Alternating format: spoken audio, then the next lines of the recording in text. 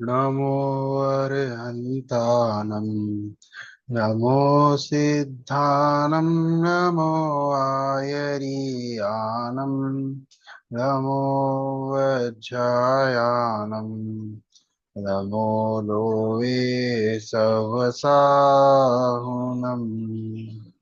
संतप्त मानस शांत हो जिनके गुणों के गान में वे वर्धमान महान जिन विचरे हमारे ध्यान में। ಇವತ್ತು ಉತ್ತಮ ಶೌಚ ಧರ್ಮದ ಚರ್ಚೆಯನ್ನು ಮಾಡಲು ನಾವು ಇಲ್ಲಿ ಏಕತ್ರಿತವಾಗಿದ್ದೇವೆ. ಉತ್ತಮ ಶೌಚ ಧರ್ಮ ಈ ಒಂದು ಇವತ್ತು 4ನೆಯ ದಿನ, ದಶಲಕ್ಷಣ ಧರ್ಮದ 4ನೆಯ ದಿನದಂದು ಈ ಶೌಚ ಧರ್ಮದ ಚರ್ಚೆಯನ್ನು ನಾವು ಮಾಡಲಿಕ್ಕೆ ಇವತ್ತು ಇಲ್ಲಿ ಕೂಡಿದ್ದೇವೆ.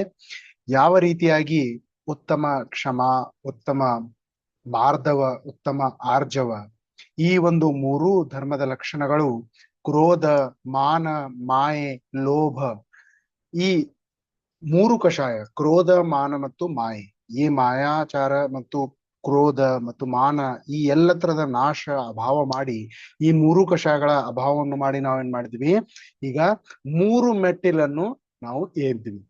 ಮೋಕ್ಷ ಮಾರ್ಗದ ಅರಮನೆಯ ಒಂದು ರಸ್ತೆಯ ಒಂದು ಮೆಟ್ಟಿಲುಗಳನ್ನು ನಾವು ದಿನಾಲು ಒಂದೊಂದು ಏರ್ತಾ ಇದ್ದೀವಿ. ಆ ಒಂದು ಮೆಟ್ಟಿಲುಗಳಲ್ಲಿ 3 ಮೆಟ್ಟಿಲುಗಳು ಯಾವ್ಯಾವು? ಉತ್ತಮ ಕ್ಷಮ, ಉತ್ತಮ ಮಾರ್ಧವ, ಉತ್ತಮ ಆರ್ಜವ. ಈ ಒಂದು 3 ಮೆಟ್ಟಿಲುಗಳನ್ನು ನಾವು ಏರಿ ಈಗ 4ನೇ ಮೆಟ್ಟಿಲನ್ನು ಏರಲಿಕ್ಕೆ ಬಂದಿದ್ದೇವೆ. ಅದರ ಹೆಸರೇನಿದೆ? ಉತ್ತಮ ಶೌಚ ಧರ್ಮ. ಉತ್ತಮ ಶೌಚ ಧರ್ಮ ಏನಾಗಿದೆ? ಉತ್ತಮ ಶೌಚವೆಂದರೆ ಶುಚೋರ್ಭಾವ ಶೌಚ. ಶುಚೋರ್ಭಾವ ಶೌಚ ಅಂದ್ರೆ ಏನು? ಪವಿತ್ರತೆಯ ಹೆಸರು ಶೌಚ ಧರ್ಮವಾಗಿದೆ.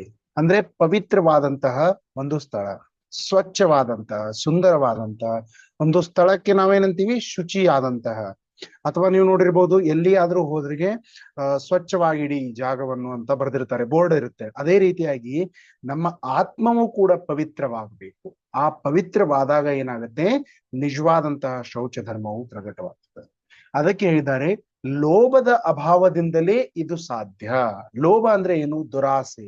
ಆ ದುರಾಸೆಯ ಅಭಾವದಿಂದಲೇ ನಮ್ಗೇನಾಗತ್ತೆ? ಈ ನಿಜವಾದಂತಹ ಒಂದು ಅತಿ ಆಸೆ, ಅತಿ ಆಸೆ ಗತಿಗೇಡು. ಗಾದೆ ಮಾತಿದೆ ಅಲ್ವಾ? ಅತಿ ಆಸೆ ಗತಿಗೇಡು ಅಂದ್ರೆ ಏನಾಗತ್ತೆ? ನೀವು ಹೆಚ್ಚು ಆಸೆ ಮಾಡ್ತೀರಿ, ಆ ದುರಾಸೆಯ ಕಾರಣದಿಂದ ನಮ್ಗೇನಾಗತ್ತೆ? ದುಃಖವೇ ಸಿಗುತ್ತೆ ಹೊರತಾಗಿ ಬೇರೆ ಯಾವುದಂತ ಒಂದು ಸುಖವು ನೀವು ಪ್ರಾಪ್ತ ಮಾಡಿಕೊಳ್ಳಲು ಸಾಧ್ಯವೇ ಇಲ್ಲ.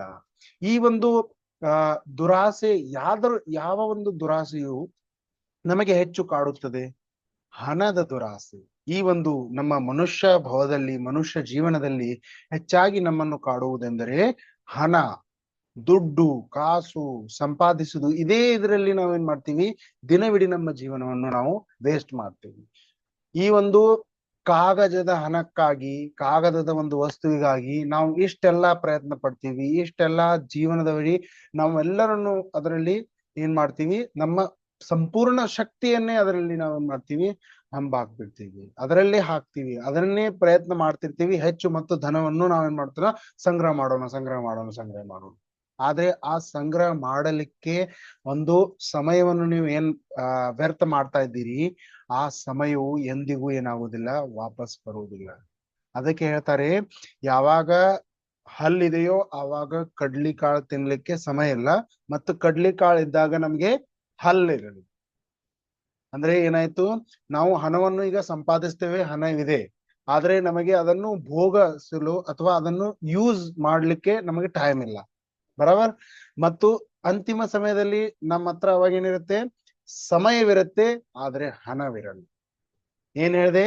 ಈಗ ನಮ್ಮ ಹತ್ರ ಹಣವಿದೆ, ಆದ್ರೆ ಸಮಯವಿಲ್ಲ ಅದನ್ನು ಉಪಯೋಗ ಮಾಡ್ಲಿಕ್ಕೆ.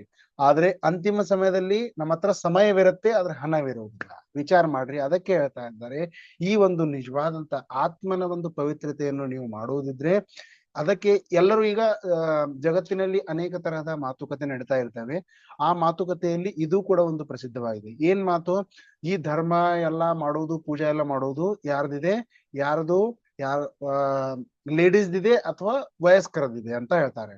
ಅಲ್ಲ, ನಿಜವಾದಂತಹ ಧರ್ಮ ಮಾಡೋದು ವಯಸ್ಕರದು ಅಲ್ಲ, ಯಂಗ್ ಏಜ್ ಇದ್ರು, ಯುವಕರು ಮಾಡಬೇಕು ಧರ್ಮ. ಯುವಕರು ಮಾಡಿದ್ರೆ ಏನಾಗುತ್ತೆ, ನಿಜವಾದಂತಹ ಧರ್ಮವು ಮುಂದೆ ಹೋಗುತ್ತೆ, ಮತ್ತು ಆ ಧರ್ಮದಿಂದ ನಿಮಗೆ ಕೂಡ ಲಾಭವಾಗುತ್ತೆ, ಮತ್ತು ನಿಮ್ಮ ಕುಟುಂಬ ಎಲ್ಲವೂ ನಿಮ್ಮ ಏನಾಗುತ್ತೆ ಖುಷಿಯಾಗಿರ್ತೀವಿ. ಆದ್ರಿಂದ ನಿಮ್ಗೆ ಏನಾಗುತ್ತೆ, ಒಂದು ನಿಜವಾದಂತಹ ಸುಖದ ವಾತಾವರಣ ನಿಮ್ಮ ಪರಿವಾರದಲ್ಲಿ ಬರುತ್ತೆ. ಯಾವಾಗ ಈ ನಿಜವಾದಂತಹ ಒಂದು ಧರ್ಮವನ್ನು ನೀವು ಅಂಗೀಕಾರ ಮಾಡಿದ್ರೆ, ಧರ್ಮವನ್ನು ಫಾಲೋ ಮಾಡಿದ್ರೆ, ಕ್ರೋಧ, ಮಾನ, ಮಾಯೆ, ಈ ಲೋಭದ ಒಂದು ಕಷಾಯಗಳನ್ನು ನೀವು ನಾಶ ಮಾಡಿದ್ರೆ, ಅಭಾವ ಮಾಡಿದ್ರೆ, ನಿಮ್ಮ ಜೀವನದಲ್ಲಿ ಏನಾಗುತ್ತೆ, ಒಂದು ನಿಜವಾದಂತಹ ಸುಖ ಸಿಗುತ್ತೆ.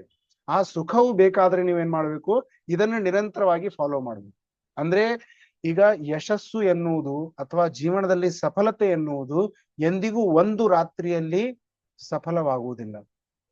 ಆ ಸಫಲತೆಯ ಕಥೆಯನ್ನು ನೀವು ನೋಡಿದ್ರೆ, ಸಫಲ ಆಗುವವರು ಎಲ್ಲರೂ ಏನಾಗಿರ್ತಾರೆ, ಸಕ್ಸಸ್ ಆಗೋರು ಒಂದ್ ರಾತ್ರಿಯಲ್ಲೇನೆ ಸಕ್ಸಸ್ ಆಗ್ತಾರೆ. ಅಂದ್ರೆ ನಾನು ನಾಳೆ ಪ್ರಧಾನಮಂತ್ರಿ ಆಗೋದ್ರಂದ್ರೆ ಇವತ್ತು ರಾತ್ರಿ ಹೋಯ್ತು ನಾಳೆ ಪ್ರಧಾನಮಂತ್ರಿ ಆಗ್ತಾನೆ. ಆದ್ರೆ ಆ ಪ್ರಧಾನಮಂತ್ರಿ ಆಗುವ ಮೊದಲು ನಾನು ಎಷ್ಟು ಕಷ್ಟಪಟ್ಟು ಬಂದಿದ್ದೇನೆ, ಆ ಎಷ್ಟು ಒಂದು ಸೇವೆಯನ್ನು ಮಾಡಿ ಬಂದಿದ್ದೇನೆ, ಆ ಸೇವೆಯನ್ನು ನೋಡಿ ನನ್ನ ಯೋಗ್ಯವಾದಂತಹ ಒಂದು ಪ್ರತಿಭೆಯನ್ನು ನೋಡಿ ನನ್ನ ಜನತೆಯನ್ನು ಏನ್ ಮಾಡಿದೆ, ಪ್ರಧಾನಮಂತ್ರಿ ಅಂತ ಆಯ್ಕೆ ಮಾಡಿ. ಅದಕ್ಕೆ ಹೇಳ್ತಾರೆ, ಯಾವುದೇ ರೀತಿಯಾದಂತಹ ಒಂದೇ ಒಂದು ಕ್ಷಣದಲ್ಲಿ ಅಥವಾ ಒಂದೇ ಸಮಯದಲ್ಲಿ ಆ ಅದು ಬೇಗನೆ ತಕ್ಷಣವೇ ಯಾವುದೇ ಒಂದು ನಿಮಗೆ ರಿಸಲ್ಟ್ ಸಿಗುವುದಿಲ್ಲ. ಅದಕ್ಕೆ ಹೇಳ್ತಾರೆ, ಈಗ ನೀವು ನೋಡ್ಬೋದು ಸೈಂಟಿಸ್ಟ್ ಕೂಡ ಅನೇಕ ತರಹದ ಪ್ರಯತ್ನಗಳನ್ನ ಮಾಡ್ತಾನೆ ಇರ್ತಾರೆ. ಅದರಲ್ಲಿ ಫೇಲ್ ಆದ್ರೂ ಕೂಡ ಅವ್ರು ಏನ್ ಮಾಡ್ತಾರೆ, ಪ್ರಯತ್ನ ಮಾಡ್ತಾರೆ. ಅದಕ್ಕೆ ಹೇಳ್ತಾರೆ, ಧರ್ಮ ನಿಮಗೂ ಒಂದು ದಿವಸ ಮಾಡೋದ್ರಿಂದ ರಿಸಲ್ಟ್ ಬರೋದಂತ ನಾನು ನಿಮ್ಗೆ ಹೇಳ್ತಾ ಇಲ್ಲ. ಧರ್ಮವನ್ನು ನೀವು ನಿರಂತರವಾಗಿ ಮಾಡ್ತಾ ಇದ್ರೆ ನಿಮಗೆ ರಿಸಲ್ಟ್ ಒಂದಿಲ್ಲ ಒಂದು ದಿನ ಸಿಕ್ಕೇ ಸಿಗತ್ತೆ. ಏನ್ ಸಿಗತ್ತೆ, ಪರಮ ಸುಖ, ಮೋಕ್ಷ ಸಿಗುತ್ತೆ. ಅದೇ ಒಂದು ನಿಜವಾದಂತಹ ನಮ್ಮ ಅಂತಿಮ ಗುರಿ, ಮತ್ತು ಈ ಗುರಿಯಿಂದಲೇ ನಾವು ಏನಾಗಬಹುದು, ನಿಜವಾದಂತಹ ಒಂದು ಸುಖವನ್ನು ಪಡೆಯಬಹುದು. ಆ ಸುಖದಿಂದಲೇ ನಾವು ಏನಾಗಬಹುದು, ಪಾರಾಗಿ ಭಗವಂತನಾಗುವ ಒಂದು ಮಾರ್ಗವನ್ನು ಹತ್ತಬಹುದು. ಅದಕ್ಕೆ ಹೇಳ್ತಿದ್ದಾರೆ, ಭಗವಂತನಾಗುವುದಾದರೆ ನೀವು ಆತ್ಮನನ್ನು ತಿಳಿ, ಆ ಆತ್ಮನ ಸ್ವರೂಪವನ್ನು ತಿಳಿ. ಕ್ರೋಧ, ಮಾನ, ಮಾಯೆ, ಲೋಭ, ಈ ಕಷಾಯಗಳನ್ನು ಬಿಡುವ 5 ಪಾಪಗಳು, ಹಿಂಸೆ, ಸುಳ್ಳು, ಚೋರಿ, ಕುಶೀಲ, ಪರಿಗ್ರಹ, ಇವೆಲ್ಲವನ್ನು ನೀವೇನ್ ಮಾಡುದು, ಬಿಟ್ಟು ಬಿಟ್ರೇನೆ ನಿಮ್ಗೆ ಏನಾಗುತ್ತೆ, ನಿಜವಾದಂತಹ ಒಂದು ಆತ್ಮನ ಸ್ವರೂಪವು ತಿಳಿಯುತ್ತದೆ. ಆ ಆತ್ಮನ ಸ್ವರೂಪದಿಂದ ನಾವೇನಾಗ್ತೇವೆ, ಒಂದು ನಿಜವಾದಂತಹ ಧರ್ಮವನ್ನು ತಿಳಿದುಕೊಳ್ತೀವಿ ಅಂತ ಇಲ್ಲಿ ಹೇಳ್ತಾರೆ. ಆದ್ರೆ ಈ ಒಂದು ಕ್ರೋಧದ ಮೂಲ ಕಾರಣ ಏನಾಗಿದೆ, ಮಿಥ್ಯಾತ್ವವಾಗಿದೆ. ಆ ಮಿಥ್ಯಾತ್ವದ ಕಾರಣದಿಂದಲೇ ನಮ್ಗೆ ಏನಾಗ್ತಾ ಇದೆ, ಅನೇಕ ತರಹದ ದುಃಖಗಳು ಸಿಗ್ತವೆ. ಮಿಥ್ಯಾತ್ವ ಅಂದ್ರೆ ಏನು, ಮಿಥ್ಯಾತ್ವ ಅಂದ್ರೆ ಉಲ್ಟಾ ತಿಳ್ಕೋದು ಮಿಥ್ಯಾತ್ವ. ಅಂದ್ರೆ ವಿರೋಧವಾಗಿ ನಾವು ಯಾವುದೇ ಒಂದು ವಿಷಯವನ್ನು ತಿಳ್ಕೋದು ಏನಾಗುತ್ತೆ, ಮಿಥ್ಯಾತ್ವ ಆಗುತ್ತೆ. ಅಂದ್ರೆ ಅದರದ ಅಪೋಸಿಟ್ ಆಗಿ ತಿಳಿದುಕೊಳ್ಳುವ ವಿಷಯ ವಸ್ತುಗಳನ್ನು ನಾವೇನ್ ಮಾಡೋದು, ಅಪೋಸಿಟ್ ಆಗಿ ತಿಳಿದುಕೊಳ್ಳುವುದು ಮಿಥ್ಯಾತ್ವವಾಗಿ. ಯಾವುದೇ ಒಂದು ವಿಷಯವನ್ನು ನಾನು ನಿಮ್ಗೆ ಹೇಳಿದೆ ಅಂತ ತಿಳ್ಕೊಳ್ಳಿ. ಈಗ ನಾನ್ ಹೇಳ್ತಾ ಇದ್ದೇನೆ, ಅಲ್ಲಿ ಹೋಗುವುದು ತಪ್ಪ. ಅಂದ್ರೆ ಈಗ ಎಲ್ಲಿಯೂ ನೀವು ಒಂದ್ ಕಡೆ ಹೋಗಿರ್ತೀರಿ, ಪ್ರವೇಶ ನಿಷೇಧಿಸಲಾಗಿದೆ ಅಂತ ಬರ್ದಿರ್ತಾರೆ, ಬೋರ್ಡ್ ಇರುತ್ತೆ, ಪ್ರವೇಶ ನಿಷೇಧಿಸಲಾಗಿದೆ. ಆದ್ರೂ ಕೂಡ ನಾವೇನ್ ಮಾಡ್ತೀವಿ, ಅದರಲ್ಲಿ ಪ್ರವೇಶ ಮಾಡ್ಬಿಡ್ತೀವಿ. ಅಲ್ಲಿ ಬರ್ದಿದೆ ಆದ್ರೂ ಕೂಡ ನಾವೇನ್ ಮಾಡ್ತಾ ಇದ್ವಿ, ಪ್ರವೇಶ ಮಾಡ್ತಾ ಇದೀವಿ. ಅಂದ್ರೆ ಏನಾಯ್ತು, ನಾವು ಅದರಲ್ಲಿ ಬರ್ದಿಂದ ನಾವು ತಿಳ್ಕೊಂಡು ಏನಾಯ್ತು, ಉಲ್ಟಾ ತಿಳ್ಕೊಂಡ್ವಲ್ಲ. ಅದರ ವಿರೋಧವಾಗಿ ತಿಳ್ಕೊಂಡಿದ್ದು, ಪ್ರವೇಶ ಇದೆ ಅಂತ ಹೇಳಿ ನಾವು ತಿಳ್ಕೊಂಡು ಆದ್ಮೇಲೆ ನಾವು ಒಳಗೆ ಹೋಗಿದ್ದಲ್ವಾ. ಅದರಲ್ಲಿ ಬರ್ದಿದೆ ಏನೇ, ಪ್ರವೇಶ ನಿಷೇಧಿಸಲಾಗಿದೆ. ಆದ್ರೂ ಕೂಡ ನಾವೇನ್ ಮಾಡ್ತಾ ಇದ್ವಿ, ಅಲ್ಲಿ ಪ್ರವೇಶ ಮಾಡ್ತಾ ಇದ್ವಿ. ಅದು ಕೂಡ ಏನಾಯ್ತು, ತಪ್ಪಾಯ್ತು. ಅದಕ್ಕೆ ಹೇಳ್ತಾ ಇದ್ದಾರೆ, ನೀವು ಯಾವಾಗಲೂ ಒಂದು ಸರಿಯಾದಂತಹ ಯೋಚನೆ, ವಿಚಾರ, ಒಂದು ನಡವಳಿಕೆ, ಇದರಿಂದಲೇ ನೀವು ಏನ್ ಮಾಡ್ಬೋದು, ಜೀವನದಲ್ಲಿ ಒಂದು ಸರಿಯಾದಂತಹ ಮಾರ್ಗವನ್ನು ಹಿಡಿಯಬಹುದು, ಮತ್ತು ಅದರಿಂದಲೇ ನೀವು ನಿಜವಾದಂತಹ ಒಂದು ಸುಖವನ್ನು ಪಡೆಯಬಹುದು ಅಂತ ಅಲ್ಲಿ ಹೇಳ್ತಾರೆ. ಮತ್ತು ಯಾವುದೇ ಒಂದು ವ್ಯಕ್ತಿಯು ಒಬ್ಬ ವ್ಯಕ್ತಿ ಇದ್ದಾನೆ, ವ್ಯಾಪಾರ ಮಾಡುವಂತ ವ್ಯಕ್ತಿ ಇದ್ದಾನೆ. ಆ ವ್ಯಾಪಾರ ಏನ್ ಮಾಡ್ತಾನೆ, ಅವನು ತತ್ತಿಯನ್ನು ಮಾರ್ತಾನೆ, ಎಗ್ ಮಾರ್ತಾನೆ. ಓಕೆನಾ, ಉದಾಹರಣೆ ಕೊಡೋದು ಸರಿಯಲ್ಲ, ಆದ್ರೂ ಕೂಡ ಉದಾಹರಣೆಗೆ ಅಂತ ನಿಮ್ಗೆ ಹೇಳ್ತಾ ಇದ್ದೇನೆ. ಈಗ ಜಗತ್ತಿನಲ್ಲಿ ಯಾವುದೇ ಒಂದು ಅನ್ಯ ಜಾತಿಯನ್ನು ಎಗ್ ಮಾರ್ತಾ ಇದ್ದಾನೆ. ಆ ಒಂದು ಎಗ್ದಲ್ಲಿ ಅವನ್ಗೆ ಏನಾಯ್ತು, ಒಂದ್ ದಿವಸ ಒಡೆದ ಮೇಲೆ ಒಂದು ಏನ್ ಸಿಕ್ತು ಅವನಿಗೆ, ಬೆಳ್ಳಿಯ ಒಂದು ಅಥವಾ ಬಂಗಾರದ ಒಂದು ಕಾಯಿನ್ ಸಿಕ್ತು ಒಂದು ಎಗ್ ನಲ್ಲಿ. ಈಗ ಅವನ್ಗೆ ಏನ್ ಅನಿಸ್ತು, ನನ್ನ ಹತ್ರ ಎಷ್ಟು ಎಗ್ ಇದಾವೆ, ಇಷ್ಟು ಎಗ್ ನಲ್ಲಿಯೂ ಕೂಡ ಬಂಗಾರದ ಇರ್ಬೋದು ಅಂತ ಅವನು ಏನ್ ಮಾಡ್ಕೊಂಡ, ಎಲ್ಲಾ ಎಗ್ನ ಒಡ್ಕೊಂಡ್ ಹೋದ್ಬಿಟ್ಟ. ಒಂದ್ ಎಗ್ ನಲ್ಲಿ ಅವನ್ಗೆ ಏನ್ ಸಿಕ್ತು, ಬಂಗಾರದ ಒಂದು ಕಾಯಿನ್ ಸಿಕ್ತು ಅಥವಾ ಬೆಳ್ಳಿದಂತ ತಿಳ್ಕೊಂಡು, ಆ ಬಂಗಾರದ ಕಾಯಿನ್ ಆಸೆಗಾಗಿ, ಒಂದು ಅತಿ ಆಸೆಯಿಂದ ಅವನ್ ಏನ್ ಮಾಡ್ದ, ಅವು ಎಲ್ಲ ಎಷ್ಟು ಅವನ ಹತ್ರ ಮೊಟ್ಟೆಗಳಿದ್ವು ಅವೆಲ್ಲ ಎಗ್ಗಳೇನ್ ಮಾಡ್ದ, ಅವನು ಒಡೆದ್ ಬಿಟ್ಟ. ಅದರಲ್ಲಿ ಎಲ್ಲಿಯೂ ಕೂಡ ಏನು ಸಿಗ್ಲಿಲ್ಲ ಅವನ್ಗೆ, ಯಾವುದೇ ಒಂದು ಬೆಳ್ಳಿ ಸಿಗ್ಲಿಲ್ಲ, ಯಾವುದೇ ಒಂದು ಬಂಗಾರ ಸಿಗ್ಲಿಲ್ಲ. ಈಗ ಏನಾಯ್ತು, ಅತಿ ಆಸೆ ಗತಿಗೇಡಾಯ್ತಲ್ವಾ. ಅತಿ ಆಸೆ ಮಾಡೋದ್ರಿಂದ ಏನಾಯ್ತು ಅವನ್ಗೆ, ಒಂದು ನಷ್ಟವೇ ಆಯ್ತು. ಅಂದ್ರೆ ಅವನ ಹತ್ರ ಎಷ್ಟು ಅವು ಮೊಟ್ಟೆಗಳಿದ್ವು, ಅವೆಷ್ಟು ಎಲ್ಲಾ ಮೊಟ್ಟೆಗಳನ್ನು ಅವನು ನಾಶ ಮಾಡ್ಬಿಟ್ಟ. ಅದಕ್ಕೆ ಹೇಳ್ತಾರೆ, ಈ ಒಂದು ಸ್ವಲ್ಪ ಅತಿ ಆಸೆ ಮಾಡೋದ್ರಿಂದ ನಮ್ಗೆ ಏನಾಗುತ್ತೆ, ನಾಶವೇ ಅಥವಾ ಹಾನಿಯೇ ಆಗತ್ತೆ ಹೊರತಾಗಿ ಎಂದಿಗೂ ಲಾಭ ಸಿಗುವುದಿಲ್ಲ. ಅದಕ್ಕೆ ಹೇಳ್ತಾ ಇದ್ದಾರೆ, ಅತಿ ಆಸೆ ಮಾಡುವುದು ಸರಿಯಲ್ಲ. ಅತಿ ಆಸೆ ಮಾಡುವುದರಿಂದ ನಮ್ಗೆ ಏನಾಗುತ್ತೆ, ದುಃಖವೇ ದುಃಖವು ಸಿಗುತ್ತದೆ. ಈಗ ನಾವು ಯಾವ ರೀತಿಯಾಗಿ ಮೊದಲು ನೋಡಿದ್ವು, ಉತ್ತಮ ಕ್ಷಮೆ ಧರ್ಮವು ಕ್ರೋಧದ ಅಭಾವದಿಂದ ಪ್ರಕಟ ಆಗುತ್ತೆ. ಕ್ರೋಧ ಎಲ್ಲಿರುತ್ತೆ, ಯಾವ ಗತಿಯಲ್ಲಿರುತ್ತೆ? 4 ಗತಿಗಳಿದಾವೆ: ನರಕ, ತಿರ್ಯಂಚ, ದೇವ ಮತ್ತು ಮನುಷ್ಯ. ಈ ಒಂದು 4 ಗತಿಗಳಲ್ಲಿ ಕ್ರೋಧ ಕಷಾಯವಾಗುವುದು ನರಕದಲ್ಲಿ. ನಾರಕಿಗಳಿಗೆ ಏನಾಗುತ್ತೆ, ಕ್ರೋಧ ಕಷಾಯ ಆಗತ್ತೆ ಅಂತ ಹೇಳಿದ್ದೆ. ಮತ್ತು ಮಾನ ಆಗುವುದು ಎಲ್ಲಿ, ಅಭಿಮಾನವಾಗುವುದು ಎಲ್ಲಿ? ಮನುಷ್ಯ ಗತಿಯಲ್ಲಿ. ಮತ್ತು ಮಾಯಾಚಾರಿ ನಿನ್ನೆ ಹೇಳಿದ್ದು ನಿಮ್ಗೆ ಎಲ್ಲಿ? ತಿರ್ಯಂಚ ಗತಿಯಲ್ಲಿ. ಈಗ ಈ ಲೋಭ ಆಗುವುದು ಎಲ್ಲಿ? ಲೋಭ ಉಳಿದಿದ್ದು ದೇವಗತಿಯಲ್ಲಿ. ಈಗ ನಾವೆಲ್ಲ ಇಷ್ಟೆಲ್ಲ ನೋಡ್ತಾ ಇದ್ದೀವಿ. ಈ ಅತಿ ಆಸೆ ಮಾಡುವ ಒಂದು ನಿಮ್ಗೊಂದು ಉದಾಹರಣೆ ಕೊಟ್ಟೆ. ಅನೇಕ ರೀತಿಯಾದಂತ ನೀವು ಉದಾಹರಣೆಗಳನ್ನು ತಗೋಬಹುದು. ಮುಂದೆ ನಾವು ಮತ್ತೆ ನೋಡೋಣ ಉದಾಹರಣೆ. ಅತಿ ಆಸೆ ಮಾಡುವುದು ಹಣಕ್ಕಾಗಿ. ಈ ಹಣದ ಕಾರಣದಿಂದ ನಾವೇನಾಗ್ತಾ ಇದ್ದೀವಿ, ಅನೇಕ ತರಹದ ದುರ್ವ್ಯವಸ್ಥೆಗಳಲ್ಲಿ ನಾವು ಹೋಗ್ತಾ ಇದ್ದೀವಿ, ದುರ್ವ್ಯಸನಿಗಳಾಗ್ತಾ ಇದ್ದೀವಿ. ಈ ಹಣಕ್ಕಾಗಿಯೇ ಆಗ್ತಾ ಇದ್ದೀವಿ. ಆದ್ರೂ ಕೂಡ ಇಲ್ಲಿ ಹೇಳ್ತಾ ಇದ್ದಾರೆ, ದೇವಗತಿಯಲ್ಲಿ ಏನಿದೆ, ಲೋಭ ಹೆಚ್ಚಾಗಿದೆ ಅಂತ ಹೇಳ್ತಾ ಇದ್ದಾರೆ. ಈಗ ಲೋಭ ಹೆಚ್ಚಾಗಿದೆ ಆದ್ರೆ ದೇವಗತಿಯಲ್ಲಿ ಹಣ ನಡೀತದೆ, ಕರೆನ್ಸಿ ನಡೀತದೆ, ಡಾಲರ್ ರೂಪಾಯಿಗಳು ಅಲ್ಲಿ ನಡೀತವ. ಆದ್ರೂ ಕೂಡ ಅಲ್ಲಿ ಹೇಳ್ತಾ ಇದ್ದಾರೆ, ಏನ್ ಹೇಳ್ತಾ ಇದ್ದಾರೆ ಅವರು, ಅಲ್ಲಿ ಏನಾಗ್ತಾ ಇದೆ, ಅವ್ರಿಗೆ ಲೋಭ ಹೆಚ್ಚಿದೆ ಅಂತ ಹೇಳ್ತಾ ಇದ್ದಾರೆ. ಅಲ್ಲಿ ಯಾವ ರೀತಿಯಾದಂತಹ ಒಂದು ಕರೆನ್ಸಿ ನಡೀತದೆ ಅಂತ ನಮಗ್ ಗೊತ್ತಾ? ಅಥವಾ ಶಾಸ್ತ್ರಗಳಲ್ಲಿ ಬರ್ದಿದ್ದಾರ? ನೀವು ವಿಚಾರ ಮಾಡಿ ಇದರಲ್ಲಿ. ಆದ್ರೂ ಕೂಡ ಅಲ್ಲಿ ಹೇಳ್ತಾ ಇದ್ದಾರೆ, ಒಂದು ದೇವದರಲ್ಲಿ ಏನಾಗಿದೆ, ದೇವಗತಿಯಲ್ಲಿ ಈ ರೀತಿಯಾದಂತಹ ಒಂದು ಲೋಭದ ಹೆಚ್ಚಾಗಿ ಕಾಣುತ್ತದೆ. ಲೋಭ ಯಾವಾಗ ಹೆಚ್ಚಾಗಿ ಕಾಣುತ್ತದೆ ಅಂತ ನಾವು ನೋಡೋಣ. ಮತ್ತೆ ಇಲ್ಲಿ ಈ ಒಂದು ಹಣಕ್ಕಾಗಿ ಅನೇಕ ತರಹದಂತ ನಾವೇನ ಏನ್ ಮಾಡ್ತೀವಿ, ಪ್ರಯತ್ನಗಳನ್ನ ಮಾಡ್ತಾನೆ ಇರ್ತೀವಿ. ಆದ್ರೂ ಕೂಡ ಹಣ ಸಿಗ್ಲಿಲ್ಲ, ಆದ್ರೂ ಕೂಡ ಅದನ್ನ ನಾವು ಕಂಟಿನ್ಯೂ ಏನ್ ಮಾಡ್ತೀವಿ, ಪ್ರಯತ್ನ ಮಾಡ್ತೀವಿ. ಆದ್ರೆ ನಮಗೆ ಸುಖ ಎನ್ನುವುದು, ಧರ್ಮ ಎನ್ನುವುದು ಒಂದೇ ಒಂದು ಪ್ರವಚನ ಕೇಳಿ ನಮ್ಗೆ ಸಿಗ್ಬೇಕಂತ ನಾವು ತಿಳ್ಕೊತೀವಿ. ಆದ್ರೆ ಸಾಧ್ಯವಿಲ್ಲ.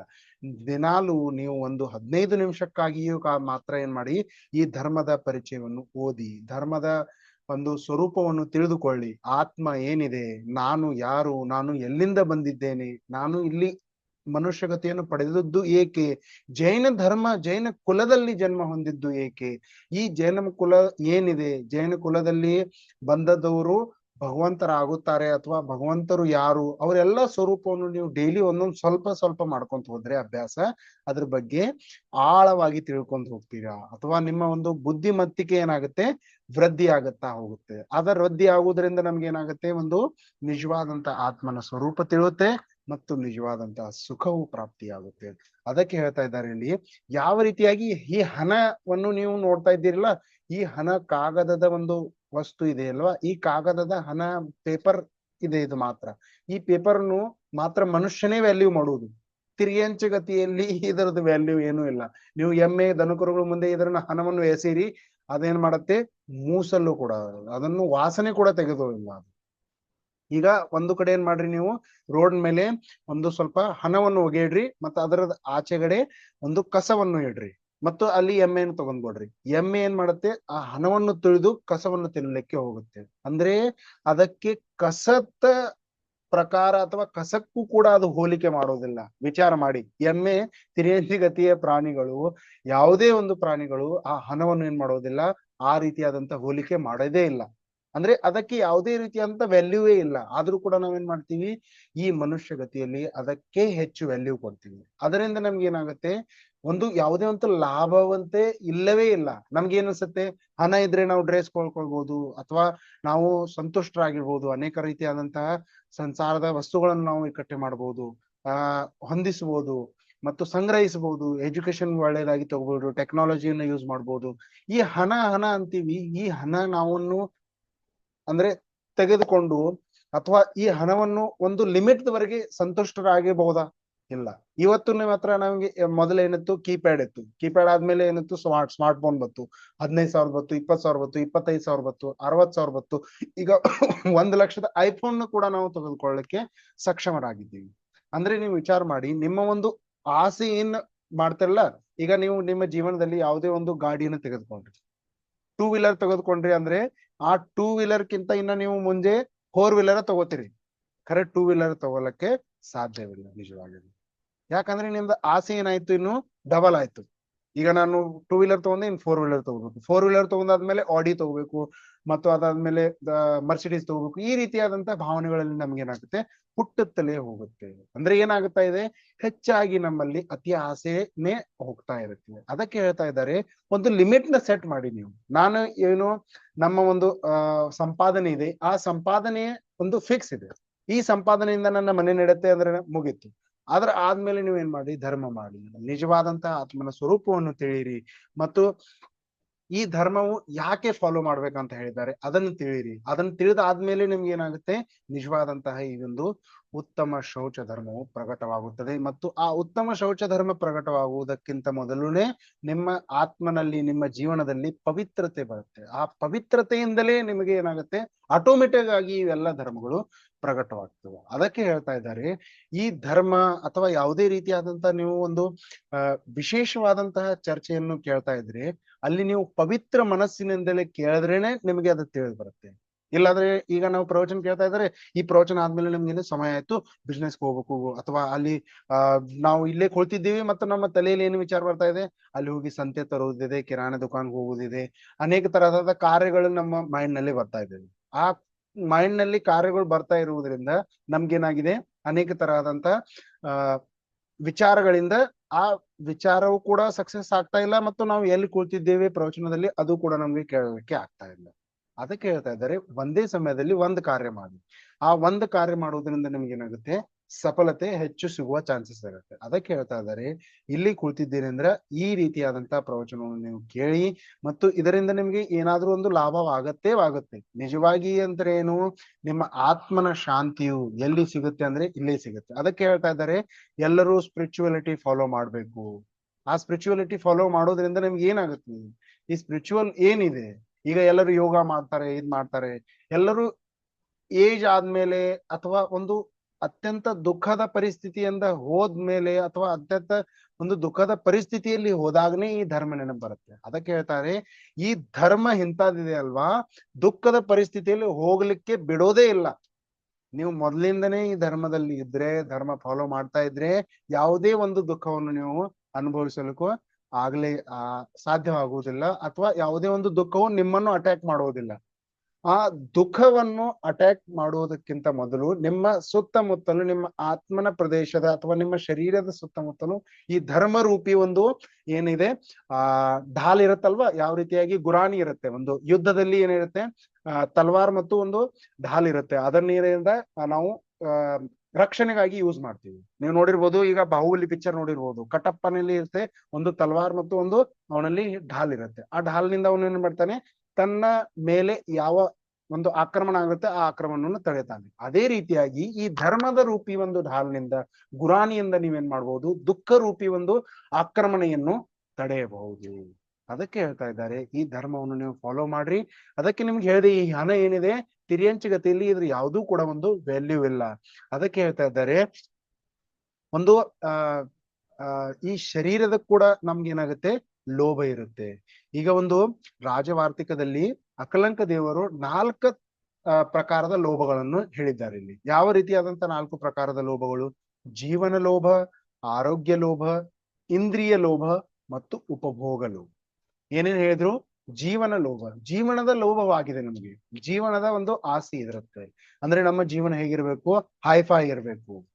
ಆರೋಗ್ಯದ ಲೋಭ, ಆರೋಗ್ಯ ಅಂದ್ರೆ ಏನು, ನಮ್ಮ ಹೆಲ್ತ್ ಏನಿರ್ಬೇಕು, ಅಪ್ ಟು ಡೇಟ್ ಇರಬೇಕು. ಹೆಲ್ತ್ ದಲ್ಲಿ ಯಾವುದೇ ತರಹದ ಒಂದು ನೆಗಡಿ ಬರಬಾರ್ದು, ಒಂದು ಜ್ವರ ಬರಬಾರ್ದು, ಯಾವುದೇ ರೀತಿಯಾದಂತಹ ರೋಗ ಬರಬಾರ್ದು ಅಂತ ನಾವೇನ್ ಮಾಡ್ತೀವಿ, ಸೇಫ್ಟಿ ಹೆಲ್ತ್ ಚೆಕಪ್ ಮಾಡಿಸ್ತೀವಿ.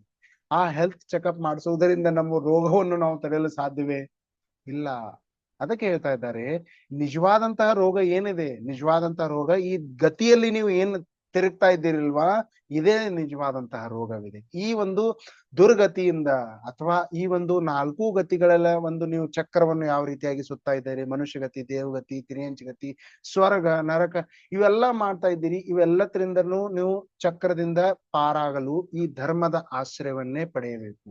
ಈ ಧರ್ಮದ ಆಶ್ರಯದಿಂದ ಪಡೆದು ನೀವೇನಾಗಬಹುದು, ಒಂದು ನಿಜವಾದಂತಹ ಮೋಕ್ಷದ ಮಾರ್ಗದಲ್ಲಿ ಹೋಗಬಹುದು. ಆ ಮೋಕ್ಷದ ಅಗ್ರಸರಲಾಗಿ ಅಥವಾ ಮೋಕ್ಷದ ಒಂದೊಂದು ಮೆಟ್ಟಿಲನ್ನು ನಾವು ಯಾವ ರೀತಿಯಾಗಿ ಏರ್ತಾ ಇದೀವಲ್ವಾ, ಈ ಒಂದು 4ನೇ ಮೆಟ್ಟಿಲನ್ನು ಕೂಡ ಏನ್ ಮಾಡುದು, ಪಾರ್ ಮಾಡಬಹುದು. ಅದಕ್ಕೆ ಹೇಳ್ತಾ ಇದ್ದಾರೆ ಇಲ್ಲಿ. ಅದರ ನಂತರ ಇಂದ್ರಿಯ ಲೋಭ. ಇಂದ್ರಿಯ ಲೋಭ ಅಂದ್ರೆ ಏನು? ಪಂಚೇಂದ್ರಿಯಗಳು ಇದ್ದಾವೆ ನಮ್ಮಲ್ಲಿ. ಚರ್ಮ ಇದೆ, ಘ್ರಾಣೇಂದ್ರಿಯ, ಚಕ್ಷುರೇಂದ್ರಿಯ, ಒಂದು ಕರ್ಣೇಂದ್ರಿಯ, ಇವೆಲ್ಲ ಇಂದ್ರಿಯಗಳಿಂದ ಏನಾಗ್ತಾ ಇದೆ, ನಮಗೆ ಅನೇಕ ತರಹದಂತಹ ಲೋಭಗಳು ಉತ್ಪನ್ನ ಆಗ್ತವೆ. ಈಗ ನಮಗೆ ಒಂದ್ ಸ್ವಲ್ಪ ಥಂಡಿ ಆಗ್ತದೆ, ನಾವೇನ್ ಮಾಡ್ತೀವಿ, ಒಂದು ಶಾಲ್ ಅನ್ನ ತೆಗೆದುಕೊಳ್ತೀವಿ. ಅಥವಾ ನಮ್ಗೆ ಬೇಸಿಗೆ ಆಗಕೈತೆ ಅಂದ್ರೆ, ನಾವು ಬಿಸಿ ಆಗ್ತದ್ರೆ ಏನ್ ಮಾಡ್ತೀವಿ, ಪಂಖ ಹಚ್ತೀವಿ ಅಥವಾ ಎ ಸಿ ಹಚ್ತೀವಿ, ಕೂಲರ್ ಹಚ್ತೀವಿ. ಅದೇ ರೀತಿಯಾಗಿ ನಮ್ಮ ಒಂದು ಕಣ್ಣಿಂದ ಒಂದ್ ಸ್ವಲ್ಪ ಕೂಡ ಕಾಣ್ಲಿಲ್ಲ ಅಂದ್ರೆ ನಾವೇನ್ ಮಾಡ್ತೀವಿ, ಚಸ್ಮಾ ಹಾಕ್ತೀವಿ, ಅಂದ್ರೆ ಸ್ಪೆಕ್ಟ್ ಯೂಸ್ ಮಾಡ್ತೀವಿ. ಇದೇ ರೀತಿಯಾಗಿ ಅಂತ ನಮ್ಮ ಒಂದು ನಾಲಿಗೆಗೆ ರುಚಿ ಬರಲಿಲ್ಲ ಅಂದ್ರೆ ನಾವೇನ್ ಮಾಡ್ತೀವಿ, ಉಪ್ಪು ಹಾಕ್ತಿವಿ, ಸಕ್ಕರೆ ಹಾಕ್ತಿವಿ, ಖಾರ ಹಾಕ್ತಿವಿ ಒಂದ್ ಸ್ವಲ್ಪ. ಈ ರೀತಿಯಾದಂತ ಅನೇಕ ರೀತಿಯಾದಂತ ನೀವು ಇಂದ್ರಿಯಗಳ ಆಶ್ರಯವಾಗಿ ನೀವೇನ್ ಮಾಡ್ತಾ ಇದ್ದೀರಿ, ಕಾರ್ಯಗಳನ್ನು ಮಾಡ್ತಾ ಇದ್ದೀರಿ. ಇಂದ್ರಿಯಗಳಿಗೆ ತೊಂದರೆ ಆದ್ರೆ ನೀವು ದುಃಖಿ ಆಗ್ತಾ ಇದ್ದೀರಿ. ಆದ್ರೆ ಈ ಆತ್ಮನಿಗೆ ಯಾವ ರೀತಿಯಾದಂತಹ ಅನಾದಿ ಕಾಲದಿಂದ ತೊಂದರೆ ಆಗ್ತಾ ಇದೆ ಅದು ನಿಮ್ಗೆ ಗೊತ್ತಾ? ಈ ಆತ್ಮನು ಬಳಲುತ್ತಿದ್ದಾನೆ. ಹೇಗೆ ಬಳಲುತ್ತಿದ್ದಾನೆ? ಈ ಸಂಸಾರದಲ್ಲಿ ಬಳಲುತ್ತಿದ್ದಾನೆ. ಅನೇಕ ರೀತಿಯಾದಂತಹ ಅವನಿಗೆ ತೊಂದರೆಗಳಾಗ್ತಾ ಇದ್ದಾವೆ. ಆ ತೊಂದರೆಗಳಿಂದ ಅವನು ಏನಾಗ್ತಾ ಇದ್ದಾನೆ, ಬಳಲುತ್ತಿದ್ದಾನೆ. ಆ ಬಳಲುತ್ತಿರುವ ಕಾರಣ ನಮಗೆ ಗೊತ್ತಾಗ್ತಾ ಇದೆ. ಆದ್ರೂ ಕೂಡ ನಾವೇನ್ ಮಾಡ್ತಾ ಇದ್ದೀವಿ, ಇದೇ ಸಂಸಾರದಲ್ಲಿ ನಾವು ಸಿಲ್ಕ್ ಹಾಕಿಬಿಟ್ಟಿವಿ. ಇದೇ ಒಂದು ಹಣವನ್ನು ನಾವು ಸಂಗ್ರಹಿಸ್ತಾ ಇದ್ದೀವಿ. ಇದೇ ಒಂದು ಸಂಸಾರದ ಕುಟುಂಬದ ಒಂದು ಪರಿಸ್ಥಿತಿಯಲ್ಲಿ ನಾವು ಸಿಲುಕಿ ಹಾಕಿಬಿಟ್ಟಿದ್ದೇವೆ. ಧರ್ಮ ಮಾಡುವ ಒಂದು ಸಮಯವಿಲ್ಲ, ದೇವದರ್ಶನ ಮಾಡುವ ಸಮಯವಿಲ್ಲ, ಪೂಜೆ ಮಾಡುವ ಸಮಯವಿಲ್ಲ, ಮುನಿರಾಜರ ಒಂದು ಸಂಘದಲ್ಲಿ ಹೋಗಿ ಅವರ ದರ್ಶನ, ಅವರ ವೈಯಾವೃತ್ತಿ ಮಾಡುವ ಸಮಯವಿಲ್ಲ. ಯಾವುದೇ ರೀತಿಯಾದಂತ ನಮಗೆ ಸಮಯವಿಲ್ಲ. ಈ ಜೀವನದಲ್ಲಿ ನಾವು ಎಷ್ಟು ಒಂದು ವ್ಯಸ್ತರಾಗಿದ್ದೀರಿ ಅಲ್ವಾ, ಎಲ್ಲವನ್ನು ಮರೆತು ಬಿಟ್ಟಿದ್ದೀವಿ. ನಾವು ಎಲ್ಲಿಂದ ಬಂದಿದ್ದೇವೆ, ನಮಗೆ ಯಾವ ಈ ಜೈನ ಕುಲವು ಸಿಕ್ಕಿದೆ, ಇದು ಪುನಃ ಪುನಃ ಸಿಗುವ ಸಾಧ್ಯತೆ ಇಲ್ಲ. ಬಹಳ ಪುಣ್ಯವಾಗಿರ್ಬೇಕು, ಆವಾಗಲೇ ಈ ಒಂದು ಧರ್ಮ ಸಿಗುತ್ತೆ. ಅದಕ್ಕೆ ಹೇಳ್ತಾ ಇದ್ದಾರೆ, ಈ ಒಂದು ಧರ್ಮ ಸಿಕ್ಕಿದೆ ಅಂದ್ರೆ ಈ ಧರ್ಮವನ್ನು ನೀವೇನ್ ಮಾಡ್ಬೇಕು, ಒಳ್ಳೆಯದಾಗಿ ಉಪಯೋಗ ಮಾಡ್ಕೊಳ್ಳಿ ಅಂತ ಇಲ್ಲಿ ಹೇಳ್ತಾ ಇದ್ದಾರೆ. ಈಗ ನೀವು ನೋಡಿರ್ಬೋದು, ಅನೇಕ ತರಹದಂತಹ ಲೋಭಿಗಳಿರುತ್ತಾರೆ. ತಮ್ಮ ಹೆಸರಿನಕ್ಕಾಗಿ ಅಥವಾ ಲೋಭವನ್ನು ಮಾಡ್ತಾ ಇದ್ದಾರೆ. ನನ್ನ ಹೆಸರಾಗಬೇಕು ಅಂದ್ರೆ ಹೇಳ್ತಾರೆ, ನಾನ್ ಇರ್ಲಿ ಅಥವಾ ಸಾಯ್ಲಿ, ನನ್ನ ಹೆಸರು ಅಮರ ಆಗ್ಬೇಕು ಅಂತ ಅನೇಕ ತರಹದಂತ ಲೋಭ ಹೇಳ್ತಾರೆ. ಅರೇ, ಈ ಹೆಸರು ಅಮರ ಆಗುವುದು ಎಷ್ಟು ತನಕ? ಈಗ ಭರತ ಚಕ್ರವರ್ತಿಯೇ ಉದಾಹರಣೆ ನೋಡ್ಬೋದು. ಅವನು 6 ಖಂಡಗಳನ್ನು ಏರಿ ಶಿಲಾಲೇಖದ ಮೇಲೆ ತನ್ನ ಹೆಸರನ್ನು ಬರೆಯಲಿಕ್ಕೆ ಹೋದವಾಗ ಅಲ್ಲಿ ಅನೇಕ ಚಕ್ರವರ್ತಿಗಳು ಮೊದಲೇ ಹೆಸರನ್ನು ಬರೆದಿದ್ರು. ಒಂದು ಚಕ್ರವರ್ತಿಯನ್ನ ಹೆಸರನ್ನು ಅಳಿಸಿ ತನ್ನ ಹೆಸರನ್ನು ಬರೆಯಬೇಕಾಯ್ತು ಭರತ್ ಚಕ್ರವರ್ತಿಗೆ. ಆವಾಗ ಅವನಿಗೂ ಕೂಡ ಒಂದು ಭಾಸನೆ ಆಯ್ತು, ಈಗ ಇವತ್ತು ನಾನ್ ಈ ಒಂದು ಚಕ್ರವರ್ತಿಯ ಹೆಸರನ್ನು ವರೆಸಿ ನನ್ನ ಹೆಸರು ಬರಿತಾ ಇದ್ದಾನೆ ಅಂದ್ರೆ ಮತ್ತೆ ಮುಂದೆ ಬರುವ ಚಕ್ರವರ್ತಿನೂ ಕೂಡ ನನ್ನ ಹೆಸರನ್ನು ವರೆಸು ಏನ್ ಮಾಡ್ತಾನೆ, ತನ್ನ ಹೆಸರು ಬರೆದು ಹೋಗ್ತಾನೆ. ಆವಾಗ ನನ್ನ ಹೆಸರು ವ್ಯಾಲ್ಯೂ ಏನಾಯ್ತು, 0 ಆಯ್ತು. ಅದಕ್ಕೆ ಹೇಳ್ತಾ ಇದ್ದಾರೆ, ಈ ಹೆಸರಿನ ಒಂದು ಹಿಂದಿನ ಕಡೆ ಅಥವಾ ಹೆಸರಿನ ಲೋಭಕ್ಕಾಗಿ, ಹೆಸರಿನ ಆಸೆಯಿಂದ ನೀವು ಅನೇಕ ತರಹದ ಕಾರ್ಯವನ್ನು ಮಾಡ್ತೀರಿ. ಅದರಿಂದ ಏನೂ ಉಪಯೋಗವಿಲ್ಲ. ಈಗ ನಾನು ಕೂಡ ವಿಚಾರ ಮಾಡ್ಬೋದು, ನಾನೇ ಪ್ರವಚನ ಮಾಡ್ತೀನಿ, ನನ್ನ ಹೆಸರಾಗ್ಬೇಕು ನನ್ನ ಹೆಸರಾಗ್ಬೇಕು ಅಂತ ನಾನು ಮಾಡಿದ್ರೆ ಅದು ನಿಜವಾದಂತ ಪ್ರವಚನ ಆಗಿಲ್ಲ. ಅದಕ್ಕೆ ಹೇಳ್ತಾ ಇದ್ದಾರೆ, ಯಾರಾದ್ರೂ ಕೂಡ ನನ್ನಿಂದ ಒಂದು ಈ ಒಂದು ವಾಣಿಯಿಂದ, ಜಿನ್ವಾಣಿಯ ಒಂದು ವಾಣಿಯಿಂದ, ನನ್ನ ಮಾಧ್ಯಮದಿಂದ ಯಾರಾದ್ರೂ ಒಂದು ಲಾಭವಾಗ್ತಾ ಇದೆ ಅಂದ್ರೆ ಅದು ನನಗೆ ಖುಷಿ, ಎಲ್ಲರಿಗೂ ಖುಷಿ ಆಗಬೇಕು. ಅದಕ್ಕೆ ಹೇಳ್ತಾ ಇದ್ದಾರೆ, ಯಾವುದೇ ರೀತಿಯಾದಂತಹ ಲಾಭ ಏನೂ ಇಲ್ಲ ನನಗೆ, ಯಾವುದೇ ತರಂತ ಒಂದು ಯಾವುದೇ ಒಂದು ನಿಮ್ಮಂತ್ರ ಹಣ ತಗೋತಿದ್ದಲ್ಲ, ಏನೂ ಇಲ್ಲ. ಮಾತ್ರ ಒಂದು ಏನಿದೆ, ವಾತ್ಸಲ್ಯ, ಧಾರ್ಮಿಕ ವಾತ್ಸಲ್ಯ. ಅದರಿಂದಲೇ ನನ್ಗೆ ಏನೇನ್ ಮಾಡ್ತಾ ಇದ್ದೀನಿ, ನಾನು ಈ ರೀತಿಯಾದಂತ ಒಂದು ವಿದ್ಯೆಯನ್ನು ನಾನು ಸರ್ವ್ ಮಾಡ್ತಾ ಇದ್ದೀನಿ. ಈಗ ಮತ್ತೆ ನಾವು ನೋಡ್ಬೋದು, ಶಿಖರ್ಜಿ, ನೀವು ಸಮೇತ ಶಿಖರ್ಜಿಯಲ್ಲಿ ಹೋಗಿರ್ಬೋದು. ಈಗ ನೋಡಿರ್ಬೋದು, ಸಮೇತ ಶಿಖರ್ಜಿಯಲ್ಲಿ ನೀವು ವಂದನೆಯನ್ನು ಮಾಡಿರ್ಬೋದು, ಓಕೆನಾ, ದರ್ಶನ ಮಾಡಲಿಕ್ಕೆ ಹೋಗ್ಬೋದು. ಈಗ ದರ್ಶನ ಮಾಡ್ಲಿಕ್ಕೆ ಹೋದಾಗ ಅಲ್ಲಿ ನೀವು ಅನೇಕ ತರಹದಂತ ಕಲ್ಲುಗಳ ಮೇಲೆ ತಮ್ಮಂತ ಯಾರು ದಾನಿಗಳಿರ್ತಾರೆ ಆ ದಾನಿಗಳು ಹೆಸರನ್ನು ಬರೆಸ್ತಾರೆ. ಆ ಹೆಸರನ್ನು ಬರೆಸುವುದರಿಂದ ಅವ್ರಿಗೆ ಏನ್ ಸಿಗುತ್ತೆ? ಏನು ಸಿಗೋದಿಲ್ಲ. ಒಂದು ತನ್ನ ದೊಡ್ಡಸ್ತಿಗೆ ತೋರಿಸ್ಲಿಕ್ಕೆ ಅವ್ರ ಹೆಸರು ಬರೆಸ್ತಾರೆ. ಈಗ ಅವ್ರು ಹೋದಾಗ ಅವ್ರ ಅಲ್ಲಿ ತನ್ನ ಮಕ್ಕಳಿಗೆಲ್ಲ ತೋರಿಸ್ತಾರೆ, ನನ್ನ ನೋಡಿ ಅಲ್ಲಿ ನಮ್ಮ ಅಜ್ಜನ ಹೆಸರು ಬರೆದಿದೆ ಅಥವಾ ನನ್ನ ಹೆಸರು ಬರೆದಿದೆ ನೋಡ್ಪಾ ಅಲ್ಲಿ ಅಂತ ಅವ್ರು ತೋರಿಸ್ತಾರೆ. ಇದರಿಂದ ಏನ್ ಫಾಯ್ದೆ ಆಗುತ್ತೆ? ಏನೂ ಇಲ್ಲ. ಮತ್ತು ಈಗ ನಾವು ನೋಡ್ಬೋದು, ಅನೇಕ ತರಹದಂತ ವ್ಯಕ್ತಿಗಳು ಹೋಗ್ತಾರೆ ದರ್ಶನ ಮಾಡ್ಲಿಕ್ಕೆ. ನಾವು ಅವ್ರಿಗೆ ಕೇಳ್ತೀವಿ, ನೀವು ದರ್ಶನ ಮಾಡ್ಕೊಂಡು ಎಷ್ಟು ಲೋಕರು ಬಂದ್ರಿ? ಅವ್ರು ಹೇಳ್ತಾರೆ ನಾವು 11 ಗಂಟೆಗೆ ಬಂದ್ಬಿಟ್ವಿ, ಅವ್ರು ಹೇಳ್ತಾರೆ ನಾವು 10 ಗಂಟೆಗೆ ಬಂದ್ಬಿಟ್ವಿ. ಅರೆ ನೀವು ದರ್ಶನ ಮಾಡ್ಲಿಕ್ಕೆ ಹೋಗಿದ್ರಿ ಅಥವಾ ಪಿಕ್ನಿಕ್ ಸ್ಪಾಟ್ನಿಗೆ ಹೋಗಿ ಹೋಗಿ ಬೇಗ ಬೇಗ ಬೇಗ ಬಂದ್ಬಿಟ್ರಿ? ಎಲ್ಲ ತೀರ್ಥಂಕರರ ಒಂದು ಯಾವ್ಯಾವ ತೀರ್ಥಂಕರ ಅಲ್ಲಿ ಮೋಕ್ಷ ಹೋಗಿದ್ದಾರೆ, ಆ ಒಂದು ಪಾದುಕೆಗಳು ಚರಣಗಳು ಇದ್ದಾವೆ ಅಲ್ಲಿ. ಸ್ವಯಂ ನೀವು ಇದ್ದು ಅರಿಗೆಗಳನ್ನು ಚೆನ್ನಾಗಿ ಊದಿ ಅರಿಗೆಗಳನ್ನು ಏರಿಸಿ ಅಕ್ಷತೆಯನ್ನು ಸಮರ್ಪಣೆ ಮಾಡಿ ಸಾವಕಾಶವಾಗಿ ತಿಳಿದುಕೊಳ್ಳಿ. ಆ ಒಂದು ಅಲ್ಲಿ ಹೋಗಿದ್ದೀರಿ ನೀವು ಅದಕ್ಕೆ, ನೀವು ಭಗವಂತರ ಒಂದು ದರ್ಶನ ಮಾಡ್ಲಿಕ್ಕೆ. ಅದೇ ಭಗವಂತರ ದರ್ಶನ ಆಗ್ಲಿಲ್ಲ ಅಂದ್ರೆ ಏನ್ ಪ್ರಯೋಜನ? ನೀವು ಬೇಗ ಬೇಗನೆ ಮಾಡಿದ್ರೆ ಏನಾಗುತ್ತೆ? ಮತ್ತೆ ಕೆಳಗಡೆ ಬಂದು ನೀವು ಏನ್ ಮಾಡೋದಿದ್ರಿ? ಮಲಗೋರು ಇದ್ದಿಲ್ವಾ? ಮಲಗೋರಿದ್ದೀರಿ ಮತ್ತು ಈ ಗೊತ್ತಿದೆ ಆದ್ರೂ ಕೂಡ ನೀವು ಸಂಜೆಗೆ ಬಂದ್ರೆ ಏನ್ ಪ್ರಾಬ್ಲಮ್ ಆಗತ್ತಾ? ಏನೂ ಪ್ರಾಬ್ಲಮ್ ಆಗುದಿಲ್ಲ. ನೀವು ಎಲ್ಲಾ ಕಾರ್ಯಗಳನ್ನು ಬಿಟ್ಟು ಆ ಒಂದು ಧರ್ಮ ಕ್ಷೇತ್ರದಲ್ಲಿ ಧರ್ಮ ಮಾಡ್ಲಿಕ್ಕೆ ಹೋಗಿದ್ದೀರಿ ಅಂದ್ರೆ ನಿಜವಾದಂತ ಧರ್ಮವನ್ನು ಮಾಡ್ರಿ, ಸಾವಕಾಶವಾಗಿ ಮಾಡ್ರಿ. ಏನು ಜಲ್ದಬಾಜಿ ಅಥವಾ ಏನು ಬೇಗ ಬೇಗನೆ ಮಾಡಿ ನೀವು ಏನ್ ಮಾಡೋದಿಲ್ಲ. ಯಾವುದೇ ಒಂದು ಸಾಹಸ, ಯಾವುದೇ ಒಂದು ಪ್ರಾಪ್ತಿ ಅಥವಾ ಯಾವುದೇ ಒಂದು ಫಸ್ಟ್ ನಂಬರ್ ಬರುತ್ತೆ ಅಂತ ನೀವು ಮಾಡ್ಲಿಕ್ಕೆ ಹೋದ್ರೆ ಅದು ದರ್ಶನ ಅಲ್ಲ. ನಿಜವಾದಂತ ಸ್ವರೂಪವನ್ನು ತಿಳಿಯಿರಿ. ಅಲ್ಲಿ 20 ತೀರ್ಥಂಕರು ಮೋಕ್ಷ ಹೋಗಿದ್ದಾರೆ. ಆ ಮೋಕ್ಷಕ್ಕೆ ಹೋಗಿರುವ ತೀರ್ಥಂಕರ ಹೆಸರು ಕೂಡ ನಮಗೆ ಗೊತ್ತಿರಲ್ಲ ಅನೇಕ ಜನರಿಗೆ. ಈಗ ನಾವು ನೋಡ್ಬೋದು, ಅಲ್ಲಿ ಹೋಗ್ತಾ ಇದೀವಿ, ಅಲ್ಲಿ ದರ್ಶನ ಮಾಡ್ತಾ ಇದೀವಿ, ಯಾವ ತೀರ್ಥಂಕರ ಇದಾನೆ ಅಂತ ಅದು ಗೊತ್ತಿಲ್ಲ, ಅವನಿಗೆ ಕೂಡ ನಾವು ಏನ್ ಮಾಡ್ತಾ ಇದೀವಿ? ದರ್ಶನ ಮಾಡ್ತಾ ಇದ್ದೀವಿ. ಈಗ ನಮ್ಮ ಗುರುಗಳು ಹೇಳ್ತಾರೆ, ನಿಮ್ಮ ಒಂದು ಈ ತಲೆ ಇದೆಯಲ್ವಾ, ಇದು ತೆಂಗಿನಕಾಯಿ ತರ. ಈ ತೆಂಗಿನಕಾಯಿಯನ್ನು ನೀವು ಎಲ್ಲಿ ಬೇಕಾದಲ್ಲಿ ಹೊಡಿತೀರಾ? ನೀವು ಕತ್ತೆಯ ಮುಂದೆ ತೆಂಗಿನಕಾಯಿ ಹೊಡಿತೀರಾ? ಇಲ್ಲಲ್ವಾ? ದೇವ್ರ ಮುಂದ್ರೇನೆ ತೆಂಗಿನಕಾಯಿ ನೀವು ಹೊಡಿತೀರಿ. ಅದೇ ರೀತಿಯಾಗಿ ಈ ತಲೆ ಕೂಡ ನಮ್ಮ ತೆಂಗಿನಕಾಯಿ ಇದೆಯೇ, ಇದನ್ನು ಎಲ್ಲಿಯೂ ಕೂಡ ಬಾಗಿಸಬೇಡ.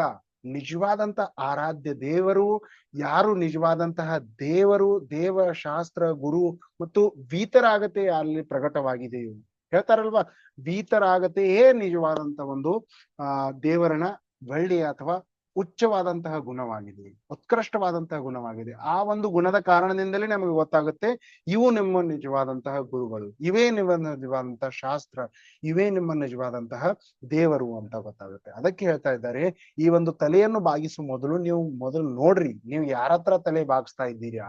ನಿಜವಾದಂತಹ ದೇವರು, ನಿಜವಾದಂತಹ ಶಾಸ್ತ್ರ, ನಿಜವಾದಂತಹ ಗುರು. ನೀವು ನೋಡ್ಬೋದು, ಇದೇ ನಮ್ಮ ಯೂಟ್ಯೂಬ್ ಚಾನೆಲ್ ನಲ್ಲಿ ದೇವಶಾಸ್ತ್ರ ಗುರುಗಳ ಮೇಲೆ ಕೂಡ ಒಂದು ಕ್ಲಾಸ್ ಇದೆ.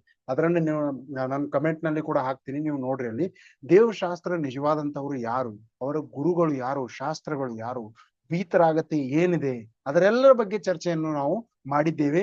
ಮುಂದೆ ಕೂಡ ಅನೇಕ ಈ ಒಂದು ಚಾನೆಲ್ ಮುಖಾಂತರ ನಿಮಗೆ ಸರಿಯಾದಂತಹ ವಿಷಯಗಳನ್ನು, ವೀತರಾಗತೆ ಏನಿದೆ, ದೇವ ಯಾರಿದ್ದಾರೆ, ಶಾಸ್ತ್ರ ಯಾರಿದ್ದಾರೆ, ಗುರುಗಳು ಯಾರಿದ್ದಾರೆ, ಇವುಗಳನ್ನು ನಾವು ಈಸಿ ಭಾಷೆಯಲ್ಲಿ ನಾವು ಹೇಳ್ತಾ ಹೋಗ್ತೀವಿ. ನಾವೆಲ್ಲಿದ್ವಿ ಈಗ? ಈ ಒಂದು ಹೆಸರಿನ ಲೋಭಕ್ಕಾಗಿ ನಾವು ಏನ್ ಮಾಡ್ತೀವಿ? ಅನೇಕ ತರದಂತಹ ಕಾರ್ಯಗಳನ್ನು ಮಾಡ್ತೀವಿ. ಆದ್ರೆ ಈ ಹೆಸರಿನ ಲೋಭವು ಎಂದಿಗೂ ನಮ್ಮ ಸಫಲವಾಗುವುದಿಲ್ಲ. ಈಗ ನೀವು ವಿಚಾರ ಮಾಡ್ರಿ, ಆ ಒಂದು ಶಿಖರ್ಜಿಯಲ್ಲಿ ನಾವು ಕಲ್ಲಿನ ಮೇಲೆ ನಮ್ಮ ಹೆಸರನ್ನ ಕೆತ್ತಿ ನಾವು ಹಚ್ಚಿಸ್ಬಿಟ್ವಿ. ಭೂಕಂಪ ಆದ ಕಲ್ಲು ಬಿತ್ತರೆ ಅದು ಏನು? ಕಲ್ಲು ಉಳಿತಾ? ನಮ್ಮ ಹೆಸರು ಉಳಿತಾ? ಇಲ್ಲ. ಈಗ ನಾವು ವಿಚಾರ ಮಾಡ್ರಿ, ನಮ್ಮ ಹೆಸರಿಗಾಗಿ ನಾವು ಇಷ್ಟೆಲ್ಲ ಮಾಡ್ತಿದ್ದೀವಿ, ನಮಗೆ ನಮ್ಮ ತೀರ್ಥಂಕರರ ಹೆಸರೇ ಗೊತ್ತಿಲ್ಲ, ಇನ್ ನಮ್ಮ ಹೆಸರು ಯಾರು ನೆನಪಿಟ್ಕೊಳ್ತಾಳೆ? ಯಾರಾದ್ರೂ ನೆನ್ಪಿಟ್ಕೊಳ್ಳಿಕ್ಕೆ ಯಾರಿಗೂ ಕೂಡ ಇಷ್ಟು ಸಮಯವೇ ಇಲ್ಲ. ಯಾಕಂದ್ರೆ ಎಲ್ಲರೂ ತಮ್ಮ ತಮ್ಮ ಒಂದು ಬಿಸ್ನೆಸ್ ನಲ್ಲಿ ಅಥವಾ ತಮ್ಮ ತಮ್ಮ ಒಂದು ಏನಾಗ್ತಾ ಇದ್ದಾರೆ, ಅನೇಕ ರೀತಿಯಾದಂತಹ ಸಂಸಾರದ ಜಂಜಾಲದಲ್ಲಿ ಅವ್ರೇನಾಗಿದ್ದಾರೆ, ಸಿಲುಕು ಹಾಕಿದ್ದಾರೆ. ಅದರಿಂದ ಅವ್ರಿಗೆ ಏನಾಗ್ತಾ ಇದೆ, ಅನೇಕ ತರಹದ ತೊಂದರೆನೇ ಆಗ್ತಾ ಇದೆ. ಯಾವುದೇ ರೀತಿಯಾದಂತ ಲಾಭವಂತನೂ ಆಗ್ತೇ ಇಲ್ಲ ಅವ್ರಿಗೆ. ಅದಕ್ಕೆ ಹೇಳ್ತಾ ಇದ್ದಾರೆ, ನಿಜವಾದಂತ ಒಂದು ನೀವು ಒಳ್ಳೆಯದಾಗಿ ದಾನವನ್ನು ಕೊಡುವುದಾದರೆ ನಿಜವಾದಂತಹ ಮನಸ್ಸಿನಿಂದ, ಅದಕ್ಕೆ ಗುಪ್ತದಾನ ಹೇಳ್ತಾರಲ್ವಾ, ಗುಪ್ತದಾನ ಮಾಡ್ಬಿಟ್ರಿ ಏನಾಗುತ್ತೆ? ಅದರಿಂದ ಯಾವ್ದಾದ್ರು ಒಂದು ಒಳ್ಳೆಯ ಕೆಲಸ ಆಗ್ತಾ ಇದೆ ಅಂದ್ರೆ ನನ್ನ ಹಣದಿಂದ, ಅಥವಾ ಈ ಹಣ ನನ್ನದಲ್ಲ ಅದು ಭಾವನೆ ಇರಬಾರ್ದು. ಯಾವಾಗ ಈ ನನ್ನದು ನನ್ನದು ನನ್ನದು ಎನ್ನುವುದು ಬಿಡುತ್ತೆಯೋ ಆವಾಗಲೇ ನೀವು ನಿಜವಾದಂತಹ ಹಣ ಬಿಟ್ರಿ ಅಂತ ತಿಳ್ಕೊಳ್ಳಿ. ಮುಂದೆ ನಾವು ಒಳ್ಳೆ ಮತ್ತೆ ಉದಾಹರಣೆಗಳನ್ನು ನೋಡ್ಕೊಂಡು ಹೋಗೋಣ. ಈ ಇಚ್ಛೆಗಳಿಂದ ನಮ್ಗೆ ಏನಾಗ್ತಾ ಇದೆ, ಅನೇಕ ರೀತಿಯಾದಂತಹ ದುಃಖವು ಸಿಗ್ತಾ ಇದೆ. ಅಂದ್ರೆ ಏನು, ನಮ್ಗೆ ಇಷ್ಟ ಮತ್ತು ಅನಿಷ್ಟ ಬುದ್ಧಿ ಅಂತ ನಿಮ್ಗೆ ಮೊದಲೇ ನಾನು ಪ್ರವಚನಲ್ಲಿ ಹೇಳಿದ್ದೆ. ಯಾವುದೇ ಒಂದು ವಸ್ತುಗಳ ಇಷ್ಟವಾಗುವುದರಿಂದ ನಮ್ಗೆ ಏನಾಗುತ್ತೆ, ಅದು ಚಲೋ ಅನ್ಸಿದೆ, ಚೆನ್ನಾಗಿ ಅನಿಸಿದ್ರೆ ನಮ್ಗೆ ಏನಾಗುತ್ತೆ, ಪಡೆದುಕೊಳ್ಳುವ ಒಂದು ಭಾವನೆ ಆಗುತ್ತೆ. ಆ ಭಾವನೆಯಿಂದ ನಾವು ಏನಂತೀವಿ, ಅನೇಕ ತರದ ಲೋಭ ಮಾಡ್ತೀವಿ, ಆಸೆ ಮಾಡ್ತೀವಿ, ಇದು ನಮಗೆ ಸಿಗ್ಬೇಕು, ಮೆಡಲ್ ನಮ್ಗೆ ಸಿಗ್ಬೇಕು. ಆದ್ರೆ ಪ್ರಯತ್ನ ಮಾಡಿ. ಈಗ 10 ಜನರು ಒಂದು ಕಾಂಪಿಟೇಷನ್ ಅಲ್ಲಿ, ಓಡುವ ಕಾಂಪಿಟೇಷನ್ ಅಲ್ಲಿ ಭಾಗವಹಿಸಿದ್ದಾರೆ. ಆ 10 ಜನರು ಫಸ್ಟ್ ಬರ್ಲಿಕ್ಕೆ ಸಾಧ್ಯವಾ? ಇಲ್ಲ. ಒಬ್ಬನು ಫಸ್ಟ್ ಬರೋನು, ಸೆಕೆಂಡ್ ಒಬ್ಬನೇ ಬರೋನು, ಥರ್ಡ್ ಒಬ್ಬನೇ ಬರೋನು. ಆದ್ರೆ ಫಸ್ಟ್ ಒಬ್ಬನೇ ಬರ್ತಾನೆ. ಆ ಫಸ್ಟ್ ಬರೋನು ಯಾರಂತ ಯಾರಿಗೂ ಗೊತ್ತಿಲ್ಲ, ಆದ್ರೆ ಎಲ್ಲರೂ ಪ್ರಯತ್ನ ಮಾಡ್ತಾ ಇದ್ದಾರಿಲ್ವಾ? ಅದೇ ರೀತಿಯಾಗಿ ನೀವು ಕೂಡ ಪ್ರಯತ್ನ ಮಾಡ್ರಿ, ನೀವು ಕೂಡ ಒಂದಿಲ್ಲ ಒಂದು ದಿನ ಏನಾಗ್ತೀರಿ, ಭಗವಂತರಾಗ್ತೀರಿ. ಅದಕ್ಕೆ ಹೇಳ್ತಾ ಇದ್ದಾರೆ, ಅನೇಕ ರೀತಿಯಾದಂತ ನೀವು ಒಂದು ಈ ಪ್ರಯತ್ನಗಳನ್ನ ಮಾಡ್ತಾ ಇದ್ರೆ ನೀವೇನಾಗ್ಬೋದು, ಒಂದು ನಿಜವಾದಂತಹ ಧರ್ಮವನ್ನು ಪಡೆಯಬಹುದು. ಆ ನಿಜವಾದಂತಹ ಧರ್ಮದಿಂದ ನಾವೇನಬಹುದು, ನಮ್ಮ ಒಂದು ಹೆಸರನ್ನು ನಾವು ಅಮರ್ ಮಾಡ್ಬೋದು. ಅಮರ್ ಮಾಡ್ಬೇಕಂತ ನೀವು ಹೇಳ್ತಿರಲ್ಲ, ನನ್ನ ಹೆಸರು ಆಕಾಶ್ ಇದೆ, ನನ್ನ ಹೆಸರು ಅಮರ್ ಆಗ್ಬೇಕು, ನನ್ನ ಹೆಸರು ಎಲ್ಲ ವಿಖ್ಯಾತವಾಗ್ಬೇಕು. ಆದ್ರೆ ನಿಜವಾದಂತ ಈ ಹೆಸರಲ್ಲ, ನನ್ನ ಆತ್ಮನ ಹೆಸರು, ನಾನು ತೀರ್ಥಂಕರನಾಗಬೇಕು, ನಾನು ಭಗವಂತನಾಗಬೇಕು. ಈ ರೀತಿಯಾದಂತ ಭಾವನೆಯಿಂದ ನಾವು ಯಾವಾಗ ಒಂದು ಈ ರೀತಿಯಾದಂತ ಆಸೆ ಮಾಡ್ತೀವಲ್ವಾ, ಆವಾಗ ನಮಗೆ ನಿಜವಾದಂತಹ ಧರ್ಮದ ಸ್ವರೂಪ ಏನಿದೆ ಅಂತ ಗೊತ್ತದೆ. ಯಾಕಂದ್ರೆ ಇದು ಕೂಡ ಮಾತ್ರ ಧರ್ಮದ ಮಾರ್ಗವು ಈಸಿ ಇಲ್ಲ. ಈ ಧರ್ಮದ ಮಾರ್ಗವು ಮಾಡ್ಬೇಕಂದ್ರೆ ನೀವು ಈ ಗೃಹಸ್ಥಾವಸ್ಥೆಯನ್ನು ತ್ಯಾಗ ಮಾಡ್ಬೇಕು, ಗೃಹಸ್ಥ ಪನೆಯನ್ನು ತ್ಯಾಗ ಮಾಡ್ಬೇಕು. ಈ ಒಂದು ಗೃಹಸ್ಥ ಅವಸ್ಥೆಯ ಒಂದು ಒಳಗಿನ ಒಂದು ಅಟ್ಯಾಚ್ಮೆಂಟ್ ಅನ್ನ ನೀವು ಯಾವಾಗ ಅದನ್ನ ಬಿಟ್ಟು ಬಿಡ್ತೀರಿ, ಅಥವಾ ಒಂದು ಯಾವುದೇ ಒಂದು ನೀವು ಅಟ್ಯಾಚ್ಮೆಂಟ್ ನೆಲ್ಲ ಯಾವಾಗವರೆಗೆ ಬಿಡೋದಿಲ್ವೋ ಆವಾಗವರೆಗೆ ನೀವು ಏನಾಗುವುದಿಲ್ಲ, ನಿಜವಾದಂತಹ ಆ ವ್ಯಕ್ತಿಯ ಅಥವಾ ಆ ವಸ್ತುವಿನ ಪ್ರತಿಯ ಒಂದು ಅಟ್ಯಾಚ್ಮೆಂಟ್ ನ ಯಾವಾಗ ಬಿಡ್ತೀರಿ, ಆವಾಗ ಒಂದು ನಿಜವಾದಂತಹ ನೀವು ಧರ್ಮವನ್ನು ತಿಳಿಲಿಕ್ಕೆ ಪ್ರಯತ್ನ ಮಾಡ್ತೀವಿ. ಅದಕ್ಕೆ ಹೇಳ್ತಾ ಇದ್ದಾರೆ, ನಾವು ದಾನ ಕೊಡೋಕ್ಕಿಂತಲೂ ಮೊದಲು ನಮ್ಮಿಂದ ಈ ಹಣದ ಅಟ್ಯಾಚ್ಮೆಂಟ್ ಬಿಟ್ಟು ಬಿಡ್ಬೇಕು. ಹಣದ ಅಟ್ಯಾಚ್ಮೆಂಟ್ ನೀವು ಯಾವಾಗ ಬಿಡ್ತಿರಲ್ವ, ಅವಾಗ ಒಂದು ನಿಜವಾದಂತಹ ದಾನ ಸಫಲತೆಯಾಗಿದೆ. ಅಥವಾ ನೀವು ದಾನ ಎದಕ್ ಕೊಡ್ತಾ ಇದ್ದೀರಿ, ಈ ದಾನ ಕೊಟ್ರೆ ನನ್ಗೇನಾಗದೆ ಮತ್ತೆ ಮರಳಿ ನನ್ನ ಹತ್ರ ಹೆಚ್ಚು ಹಣ ಬರುತ್ತೆ ಅಂತ ಈ ಭಾವನೆಯಿಂದ ನೀವು ದಾನ ಮಾಡಿದ್ರೆ ಇದು ಒಂದು ಸರಿಯಾದ ದಾನ ಅಲ್ಲ. ದಾನ ಮಾಡುವುದಾದ್ರೆ ನೀವು ಏನ್ ಮಾಡ್ರಿ, ನಿಜವಾದಂತಹ ಒಳ್ಳೆಯ ಭಾವನೆಯಿಂದ ನೀವು ದಾನ ಮಾಡ್ರಿ. ಆದ್ರೆ ನನ್ನ ಒಂದು ಅಂತಸ್ತಿಕೆ ಆಸ್ತಿ ಮತ್ತೆ ಹೆಚ್ಚು ಒಂದು ಏರ್ಲಿ, ಹೆಚ್ಚು ಬರಲಿ ಅಂತ ಮಾಡಿ ನೀವು ಈ ಭಾವನೆಯಿಂದ ಈ ಒಂದು ದಾನ ಮಾಡಿದ್ರೆ ನಿಮ್ಗೆ ಏನಾಗೋದಿಲ್ಲ, ಈ ಒಂದು ದಾನದಿಂದ ಲಾಭ ಸಿಗೋದಿಲ್ಲ. ಅದಕ್ಕೆ ಹೇಳ್ತಾ ಇದ್ದಾರೆ ಇಲ್ಲಿ, ಯಶಸ್ಕೀರ್ತಿಯ ಲಾಭದಿಂದ ಅನೇಕ ತರದಂತ ಲಾಭಗಳಿಂದ ಏನ್ ಮಾಡ್ತಾರೆ, ಎಲ್ಲರೂ ದಾನವನ್ನು ಮಾಡ್ತಾರೆ. ಆದ್ರೆ ಅದು ದಾನ ಏನಿಲ್ಲ, ಸಕ್ಸೆಸ್ ಆಗಿಲ್ಲ. ಅದಕ್ಕೆ ಹೇಳ್ತಾ ಇದ್ದಾರೆ, ಭಗವಂತರ ವಾಣಿಯು ನಮ್ಗೆ ಏನಾಗೋದಿಲ್ಲ, ಕೇಳುವುದಿಲ್ಲ. ಆದ್ರೆ ನಾವು ಬೇರೆಯವ್ರ ವಾಣಿಯನ್ನ ಕೇಳ್ಕೊತಿರ್ತೀವಿ. ಅದಕ್ಕೆ ಹೇಳ್ತಾ ಇದ್ದಾರೆ, ಈ ಒಂದು ಕ್ರೋಧದಲ್ಲಿ ಕುರುಡನಾಗಿ ವ್ಯಕ್ತಿಯು ಯಾವುದೇ ತರಹದಂತ ಒಂದು ಕಾರ್ಯಗಳನ್ನು ಮಾಡ್ತಾ ಇದ್ದಾನೆ, ಅಥವಾ ಆಸೆಯಲ್ಲಿ ಅಂದ್ರೆ ಅವನು ಸಾಯೋಕ್ಕೂ ತಯಾರಾಗ್ತಾ ಇದ್ದಾನೆ, ಆದ್ರೂ ಕೂಡ ಆ ವಸ್ತುವನ್ನು ಪ್ರಾಪ್ತ ಮಾಡಿಕೊಳ್ಳಲೇಬೇಕು. ಈ ರೀತಿಯಾದಂತಹ ಪ್ರಯತ್ನಗಳನ್ನು ನಾವು ಜಗತ್ತಿನಲ್ಲಿ ನೋಡಬಹುದು. ಅನೇಕ ತರಹದಂತಹ ಉದಾಹರಣೆಗಳನ್ನು ನೋಡ್ಬೋದು. ಯಾವುದೇ ಒಂದು ವ್ಯಕ್ತಿಗೆ ಗೊತ್ತಾಗಿದೆ, ಈಗ ಅಂದ್ರೆ ನಮ್ಮಲ್ಲೀಗ ವಿಚಾರ ಮಾಡಿ, ನಾವು ಒಂದು ಉದಾಹರಣೆ ಹೇಳ್ತೀನಿ. ಒಂದು ಕಾಡಿದೆ, ಆ ಕಾಡಿನಲ್ಲಿ ಏನಿದೆ, ಯಾರಾದ್ರೂ ಹೇಳ್ತಾರೆ ಬಂಗಾರ ಇಟ್ಟಿದೆ ಬಹಳ ಅಂತ ಯಾರಾದ್ರೂ ನಿಮ್ಗೆ ಹೇಳಿದ್ರೆ, ಅವಾಗ ಆ ಬಂಗಾರ ಯಾವಾಗ ಕಾಣುತ್ತೆ, ರಾತ್ರಿನೇ ಕಾಣುತ್ತೆ 12 ಗಂಟೆಗೆ ಅಂತ ನಿಮ್ಗೆ ಹೇಳಿದ್ಮೇಲೆ ನೀವು ಆ ಬಂಗಾರನ ತಗೋದಕ್ ಹೋಗ್ತೀರಿ ಅಥವಾ ಇಲ್ವಾ? ಹೋಗ್ತೀರಿ. ಯಾಕಂದ್ರೆ ಲೋಭ ಇದೆ, ನಿಮ್ಗೆ ಆಸೆ ಇದೆ, ಬಂಗಾರ ಸಿಗುತ್ತೆ. ನಿಮ್ಗೆ ಗೊತ್ತಿದೆ ರಾತ್ರಿಯ ಸಮಯದಲ್ಲಿ ಕಾಡಿನಲ್ಲಿ ಹೋಗುವುದು ತಪ್ಪು. ಯಾಕಂದ್ರೆ ಯಾವುದೇ ರೀತಿಯಾದಂತ ಪ್ರಾಣಿಗಳು ಬಂದ್ರೆ ನಿಮ್ಮನ್ನ ಅಟ್ಯಾಕ್ ಮಾಡಿದ್ರೆ ನೀವು ಸಾಯಬಹುದು. ಆದ್ರೂ ಕೂಡ ನೀವೇನ್ ಮಾಡ್ತೀರಿ, ಆ ಬಂಗಾರವನ್ನು ಪಡೆಯಲಿಕ್ಕೆ ನೀವು ಹೋಗ್ತೀರಿ. ಯಾಕಂದ್ರೆ ನಿಮಗೆ ಬಂಗಾರ ಬೇಕು, ಅಂದ್ರೆ ನೀವು ಆಸೆ ಮಾಡಿದ್ರಿ, ಲೋಭ ಮಾಡಿದ್ರಿ. ವಿಚಾರ ಮಾಡಿ. ಅದಕ್ಕೆ ಹೇಳ್ತಾ ಇದ್ದಾರೆ, ಅಂದ್ರೆ ತನ್ನ ಪ್ರಾಣಕ್ಕೂ ಈ ಲೆಕ್ಕಕ್ಕಿಡದೆ ಅಂದ್ರೆ ಬಂಗಾರವನ್ನು ಪಡೆಯಲು ಏನ್ ಮಾಡ್ತಾನೆ, ಪ್ರಾಪ್ತ ಮಾಡಿಕೊಳ್ಳಲು ಅಲ್ಲಿ ಕಾಡಿನಲ್ಲಿ ಹೋಗ್ತಾನೆ. ಅದರಿಂದ ಯಾವುದೇ ಒಂದು ಲಾಭವೂ ಏನೂ ಆಗುವುದಿಲ್ಲ. ಆ ಬಂಗಾರ ಸಿಕ್ತು ಅಥವಾ ಸಿಗಲಿಲ್ಲ ಅಂದ್ರೂ ಅವನ್ಗೇನಾಗಿದೆ, ಒಂದು ಹಾನಿಯೇ ಇದೆ ಅಲ್ಲಿ, ಅಂದ್ರೆ ತೊಂದರೆಯೇ ಇದೆ ಅಲ್ಲಿ, ಒಂದು ಅಟ್ಯಾಕ್ ಆಗ್ಬೋದು, ಇದು ಕೂಡ ಒಂದು ಸೈಡ್ ಎಫೆಕ್ಟ್ ಇದೆ. ಆದ್ರೂ ಕೂಡ ಅವನೇನ್ ಮಾಡ್ತಾನೆ, ಅಲ್ಲಿಯೇ ಹೋಗ್ತಾ ಇದ್ದಾನೆ. ಅದೇ ರೀತಿಯಾಗಿ ಹೇಳ್ತಾ ಇದ್ದಾರೆ, ಇಲ್ಲಿ ಸಂಸಾರದಲ್ಲಿಯೂ ಅನೇಕ ತರಹದಂತಹ ತೊಂದರೆಗಳಿವೆ. ಆದ್ರೂ ಕೂಡ ನಾವು ಈ ಸಂಸಾರದ ಒಂದು ಕಾರ್ಯಗಳಲ್ಲಿ ನಾವೇನಾಗಿದ್ದೀವಿ, ವ್ಯಸ್ತರಾಗಿದ್ದೇವೆ, ಮಸ್ತರಾಗಿದ್ದೇವೆ. ಇದರಲ್ಲಿ ಮಸ್ತರಾಗಿರುವುದರಿಂದ ನಮ್ಗೆ ಎಂದೂ ಸುಖ ಸಿಗುವುದಿಲ್ಲ. ಧರ್ಮದಲ್ಲಿ ನೀವು ತ್ರಸ್ತರಾಗಿ, ನಾನ್ ಇದು ಹೇಳ್ತಾ ಇಲ್ಲ ನೀವು ಜೀವನದ ಬಿಡಿ ಎಲ್ಲ ಸಮಯದಲ್ಲೂ ಧರ್ಮ ಮಾಡ್ತಾ ಇರಿ. ನೀವು 1 ಗಂಟೆ ಆದ್ರೂ ನಿಜವಾದಂತಹ ಧರ್ಮಕ್ಕಾಗಿ ಕೊಡಿ. ನಮ್ಮ ಜೀವನದಂತ 1 ಗಂಟೆನೂ ನೀವು ಧರ್ಮಕ್ಕೆ ಕೊಟ್ರೆ ನೀವು ನಿಜವಾದಂತಹ ಶಾಂತಿಯನ್ನು ಪಡೆಯಬಹುದು. ಆ ನಿಜವಾದಂತ ಶಾಂತಿ ಒಂದು ದಿನದಲ್ಲಿ ಎಂದೂ ಸಾಧ್ಯವಾಗುವುದಿಲ್ಲ. ಅದಕ್ಕೆ ಹೇಳ್ತಾ ಇದ್ದಾನೆ, ಡೈಲಿ ನೀವು ದೇವ ದರ್ಶನ ಪ್ರಾರಂಭ ಮಾಡಿ. ದೇವ ದರ್ಶನ ಯಾವಾಗ ಮಾಡ್ತಿರಲ್ಲ ಅವಾಗ ನಿಮ್ಮ ಆತ್ಮವು ಶಾಂತಿ ಸಿಗುತ್ತೆ, ನಿಮ್ಮ ಒಳ್ಳೆಯ ಕಾರ್ಯಗಳು ಕೂಡ ಬೇಗನೆ ಆಗ್ತಾ ಹೋಗ್ತವೆ. ಮತ್ತು ಯಾಕೆ ಆಗ್ತವೆ ಯಾಕಂದ್ರೆ ನೀವು ಒಳ್ಳೆಯ ವ್ಯಕ್ತಿ ಅಂದ್ರೆ ಯಾರು, ನಮ್ಮ ಭಗವಂತರ ಒಂದು ಸಂದರ್ಶನದಲ್ಲಿ, ಭಗವಂತರ ಸಂಗತಿಯಲ್ಲಿ ನೀವು ಬರ್ತಾ ಇದ್ದೀರಿ. ಭಗವಂತರ ಸಂಗತಿಯಲ್ಲಿ ಬರುವುದರಿಂದ ಒಳ್ಳೆಯ ಕಾರ್ಯಗಳು ಆಟೋಮೆಟಿಕ್ ಆಗಿ ಹೋಗ್ತಾ ಇರ್ತವೆ ಅಂತ ಇಲ್ಲಿ ಹೇಳ್ತಾರೆ. ಅದೇ ರೀತಿಯಾಗಿ ಒಂದು ಮೋಕ್ಷ ಮಾರ್ಗದ ಒಂದು ಕೋಚಿಂಗ್ ಇದೆ. ಆ ಮೋಕ್ಷ ಮಾರ್ಗದ ಕೋಚಿಂಗ್ ಎಲ್ಲಿದೆ? ಈ ಮೋಕ್ಷ ಮಾರ್ಗದ ಕೋಚಿಂಗ್ ನಮ್ಮ ಶಾಸ್ತ್ರಗಳಲ್ಲಿದೆ. ನಾವು ಅನೇಕ ತರಹದ ಕೋಚಿಂಗ್ ಗಳನ್ನು ಮಾಡ್ತೀವಿ. IAS coaching, UPSC coaching, police coaching ಮತ್ತು ಶಿಕ್ಷಕರ ಕೋಚಿಂಗ್, ಎಲ್ಲ ತರದ ಕೋಚಿಂಗ್ ಗಳಿಗೆ ಬರ್ತವೆ. IIT ಕೋಚಿಂಗ್ ಅಂತ ಬರ್ತಾ ಇದೆ. ಈ ಎಲ್ಲ IIT ಕೋಚಿಂಗ್ ಮಾಡೋದ್ರಿಂದ ಏನಾಗುತ್ತೆ? IIT ಹೋದ್ರೆ ಗೂಗಲ್ ಸುಂದರ್ ಪಿಚೈ ಆಗ್ಬೋದು, ಅಂಬಾನಿ ತರ ಒಂದು ಕಂಪನಿ ಕಡೆಗೆ ಬರ್ಬೋದು. ನಾವು ದೊಡ್ಡ ಕಂಪನಿಯನ್ನು ನಾವು ಏನ್ ಮಾಡ್ಬೋದು? ನಿಲ್ಲಿಸಬಹುದು. ಅಡಾನಿ ಆಗ್ಬೋದು. ಇದೆಲ್ಲ ಮಾಡೋದ್ರಿಂದ ನಮ್ಗೆ ಏನಾದ್ರು ಲಾಭವಾಗ್ತಿದೆ? ಅಡಾನಿ, ಅಂಬಾನಿ ಇವ್ರಿಗೆಲ್ಲರಿಗೆ ಏನ್ ಚಿಂತೆ ಇರುತ್ತೆ? ನಮ್ಮ ಹತ್ರ ಇಷ್ಟೆಲ್ಲಾ ದುಡ್ಡು ಆಯ್ತು, ಹಣ ಆಯ್ತು, ನಾವ್ ಎಲ್ಲಿಡ್ಬೇಕು ಅಂತ ಅವ್ರಿಗೆ ಚಿಂತೆ ಇದೆ. ಮತ್ತು ನಮ್ಮ ಹತ್ರ ಹಣ ಇಲ್ಲ ಅಂತ ನಾವು ಇದನ್ನ ಮಾಡ್ತಾ ಇದ್ದೀವಿ, ಚಿಂತೆ ಮಾಡ್ತಾ ಇದ್ದೀವಿ. ನಮಗೆ ಹಣ ಬೇಕಾಗಿದೆ, ಅವರಿಗೆ ಹಣ ಇದ್ದಿದ್ದು ಇಡ್ಲಿಕ್ಕೆ ಅವರಿಗೆ ಚಿಂತೆ ಆಗಿದೆ. ಎಷ್ಟು ಸಾರಿ ಟ್ಯಾಕ್ಸ್ ಬರ್ತಾರೆ, ಗೌರ್ಮೆಂಟ್ ನವ್ರಿಗೆ ಇದು ಕೇಳ್ತಾರೆ, ಅದು ಕೇಳ್ತಾರೆ, ಅವ್ರಿಗೆ ಅದೊಂದು ತೊಂದ್ರೆ. ನಮಗೇನಿದೆ? ಹಣವಿಲ್ಲ ಅಂದ್ರೂ ತೊಂದ್ರೆ. ಅಂದ್ರೆ ಹಣ ಇದ್ರೂನು ತೊಂದ್ರೆ ಇದೆ, ಹಣ ಇಲ್ಲ ಅಂದ್ರೂ ತೊಂದ್ರೆ ಇದೆ. ಮತ್ತು ಮಿಡಲ್ ಕ್ಲಾಸ್ ಎಲ್ಲ ಜನರಿಗೂ ಕೂಡ ತೊಂದ್ರೆ ಇದೆ. ಅದಕ್ಕೆ ಹೇಳ್ತಾ ಇದ್ದಾರೆ, ಈ ಹಣದ ಬುದ್ಧಿಯನ್ನು ನೀವು ಬಿಟ್ಟು ಬಿಡಿ. ಹಣದ ಬುದ್ಧಿಯನ್ನು ನೀವು ಯಾವಾಗ ಬಿಡ್ತಿರಲ್ಲ, ಆವಾಗ ನಿಜವಾದಂತಹ ಧರ್ಮವನ್ನು ನೀವು ಪಡೆಯಬಹುದು. ನಿಜವಾದಂತಹ ಮೋಕ್ಷ ಮಾರ್ಗದ ಕೋಚಿಂಗ್ ಅನ್ನು ನೀವು ಜಾಯಿನ್ ಮಾಡಿ. ಅದರಿಂದ ನಿಮ್ಗೆ ಏನಾಗುತ್ತೆ? ಈ ಒಂದು ಆ ದುರಾಸೆಯನ್ನು ತ್ಯಾಗ ಮಾಡುವುದರಿಂದ ಧರ್ಮವು ಪ್ರಕಟವಾಗುತ್ತೆ ಅಂತ ಹೇಳ್ತಾರೆ. ಈಗ ನೀವು ನೋಡ್ಬೋದು, ನಿಮಗೆ ಶುಗರ್ ಇದೆ ಅಂತ ಡಾಕ್ಟರ್ ಹೇಳ್ತಾರೆ, ಸಕ್ಕರೆ ತಿನ್ಬೇಡಿ ಅಂತ ಹೇಳ್ತಾರೆ. ಆದ್ರೂ ಕೂಡ ನೀವೇನ್ ಮಾಡ್ತೀರಿ? ಸಕ್ಕರೆ ತಿಂತೀರಿ. ಯಾಕೆ ತಿಂತೀರಿ? ನಿಮಗೆ ಆಸೆ. ಇದೇನಾಗಿದೆ? ಅತಿ ಆಸೆ. ಸಿಹಿ ಹತ್ಬೇಕು ಅಂತ ನೀವೇನ್ ಮಾಡ್ತೀರಿ? ಸಕ್ಕರೆ ತಿಂತೀರಿ. ಅದು ಸರಿಯೇ? ಅಲ್ಲ. ಇದೇ ರೀತಿಯಾಗಿ ಪಂಚೇಂದ್ರಿಯಗಳಲ್ಲಿ ಸಿಲುಕಾಕಿ ನಾವೇನ್ ಮಾಡ್ತಿದ್ದೀವಿ? ಅನೇಕ ತರದಂತ ದುಃಖವನ್ನು ಒಳಗಾಗ್ತಾ ಇದ್ದೀವಿ. ಆ ದುಃಖದ ಕಾರಣದಿಂದ ನಮ್ಗೇನಾಗ್ತವೆ? ದುಃಖವು ಸಿಗ್ತಾ ಹೋಗ್ತಾ ಇದೆ. ಅದಕ್ಕಾಗಿ ಹೇಳ್ತಾ ಇದ್ದಾರೆ, ನಾನು ಶುದ್ಧನಾಗಿದ್ದೇನೆ, ನನ್ನ ಈ ಒಂದು ಆತ್ಮನಲ್ಲಿ ಯಾವುದೇ ತರಹದಂತ ಒಂದು ತೊಂದರೆಗಳು ಬರ್ತಾ ಇದ್ದೇವೆ. ಆ ತೊಂದರೆಗಳಿಂದ ನಮ್ಗೆ ಏನಾಗ್ತಾ ಇದ್ದೇವೆ? ನಿಜವಾದಂತಹ ತೊಂದರೆ ಏನಾಗಿದೆ ಅದಂತೂ ತಿಳಿದುಕೊಳ್ಬೇಕಂದ್ರೆ ಈ ಧರ್ಮದ ಆಶ್ರಯವನ್ನು ಪಡೆಯಲಿಕ್ಕೆ ಬೇಕು. ಅದರ ಹೊರತಾಗಿ ನಾವೇನ್ ಮಾಡುವುದಿಲ್ಲ.